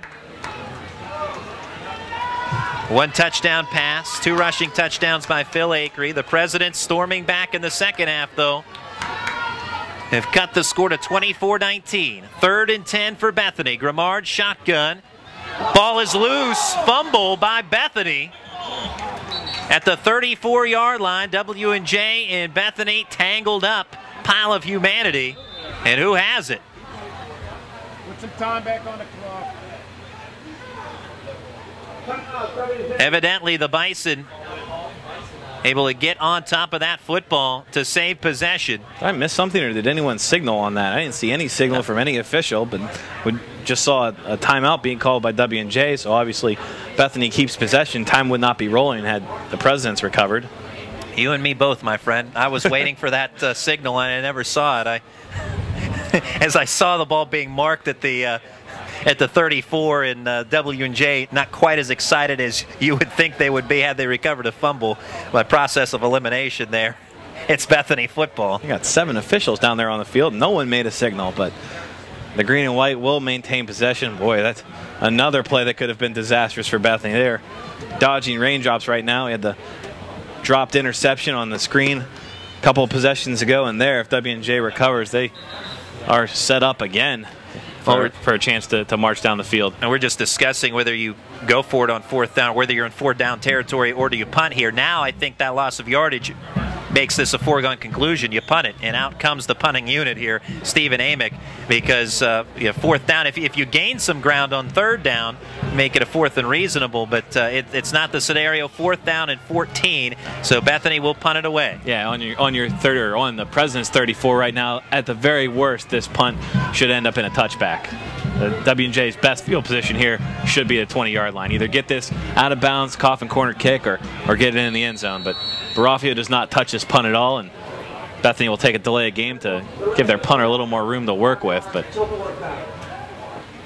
so I don't see where that's advantageous here. Sure, you'd love to put it in a corner here and make W&J march the entire field, but I think by backing him up, you just have give your coverage a little bit longer to run, and may give Barafio a little more space to work with if he even catches this punt. 24-19 Bethany, fourth quarter. Under a minute and a half to go. Amick gets the punt away. Heavy rush by W&J. High punt. Barafio, fair catch called for at the 19-yard line. See, on that one, Amick tried to just get that one high enough to get the fair catch call from Barafio and did his job. But I wouldn't have a problem there kicking it into the end zone either. I know it's a matter of 2 yards difference, but I would not take a chance with anybody being able to recover or block or anything like that. Something goofy could happen.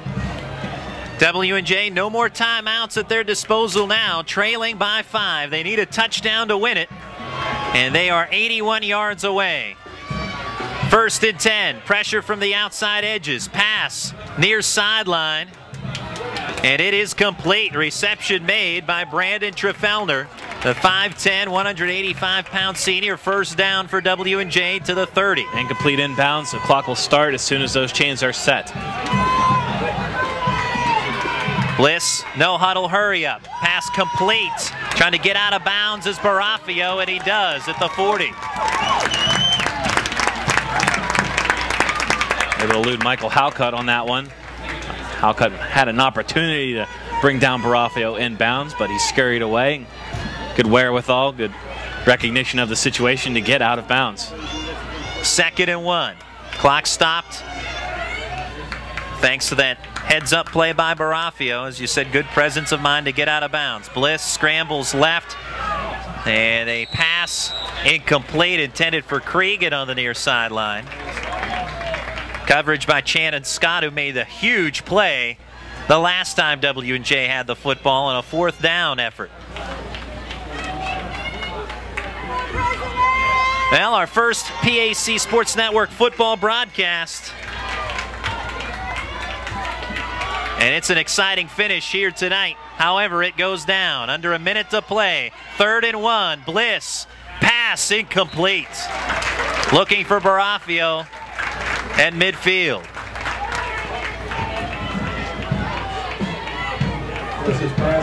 Coverage by Bethany's Anthony Fedursky. And now 4th and 1. Handoff Wiggin. Lowers the shoulder, has the first down, still on his feet, across the 50 and out of bounds for W&J. Not only does Wiggin get the first down, but he stops the clock in Bethany territory. And the W&J sideline on the far side, eager with anticipation here, moving the football. Clock stopped with 47 seconds, 24-19, Bethany leading. At Bison Stadium, pass complete over the middle, in stride. It's Barafio inside the 20 to the 15-yard line.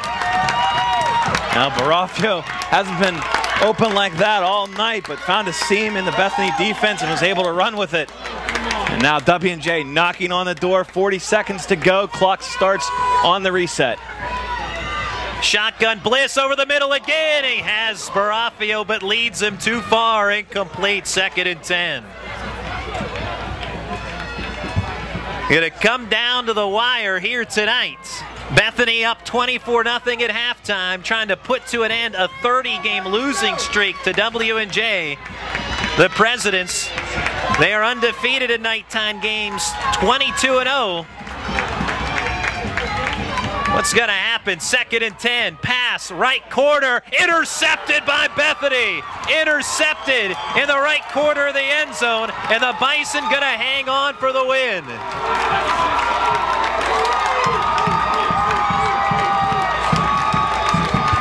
The pass was picked.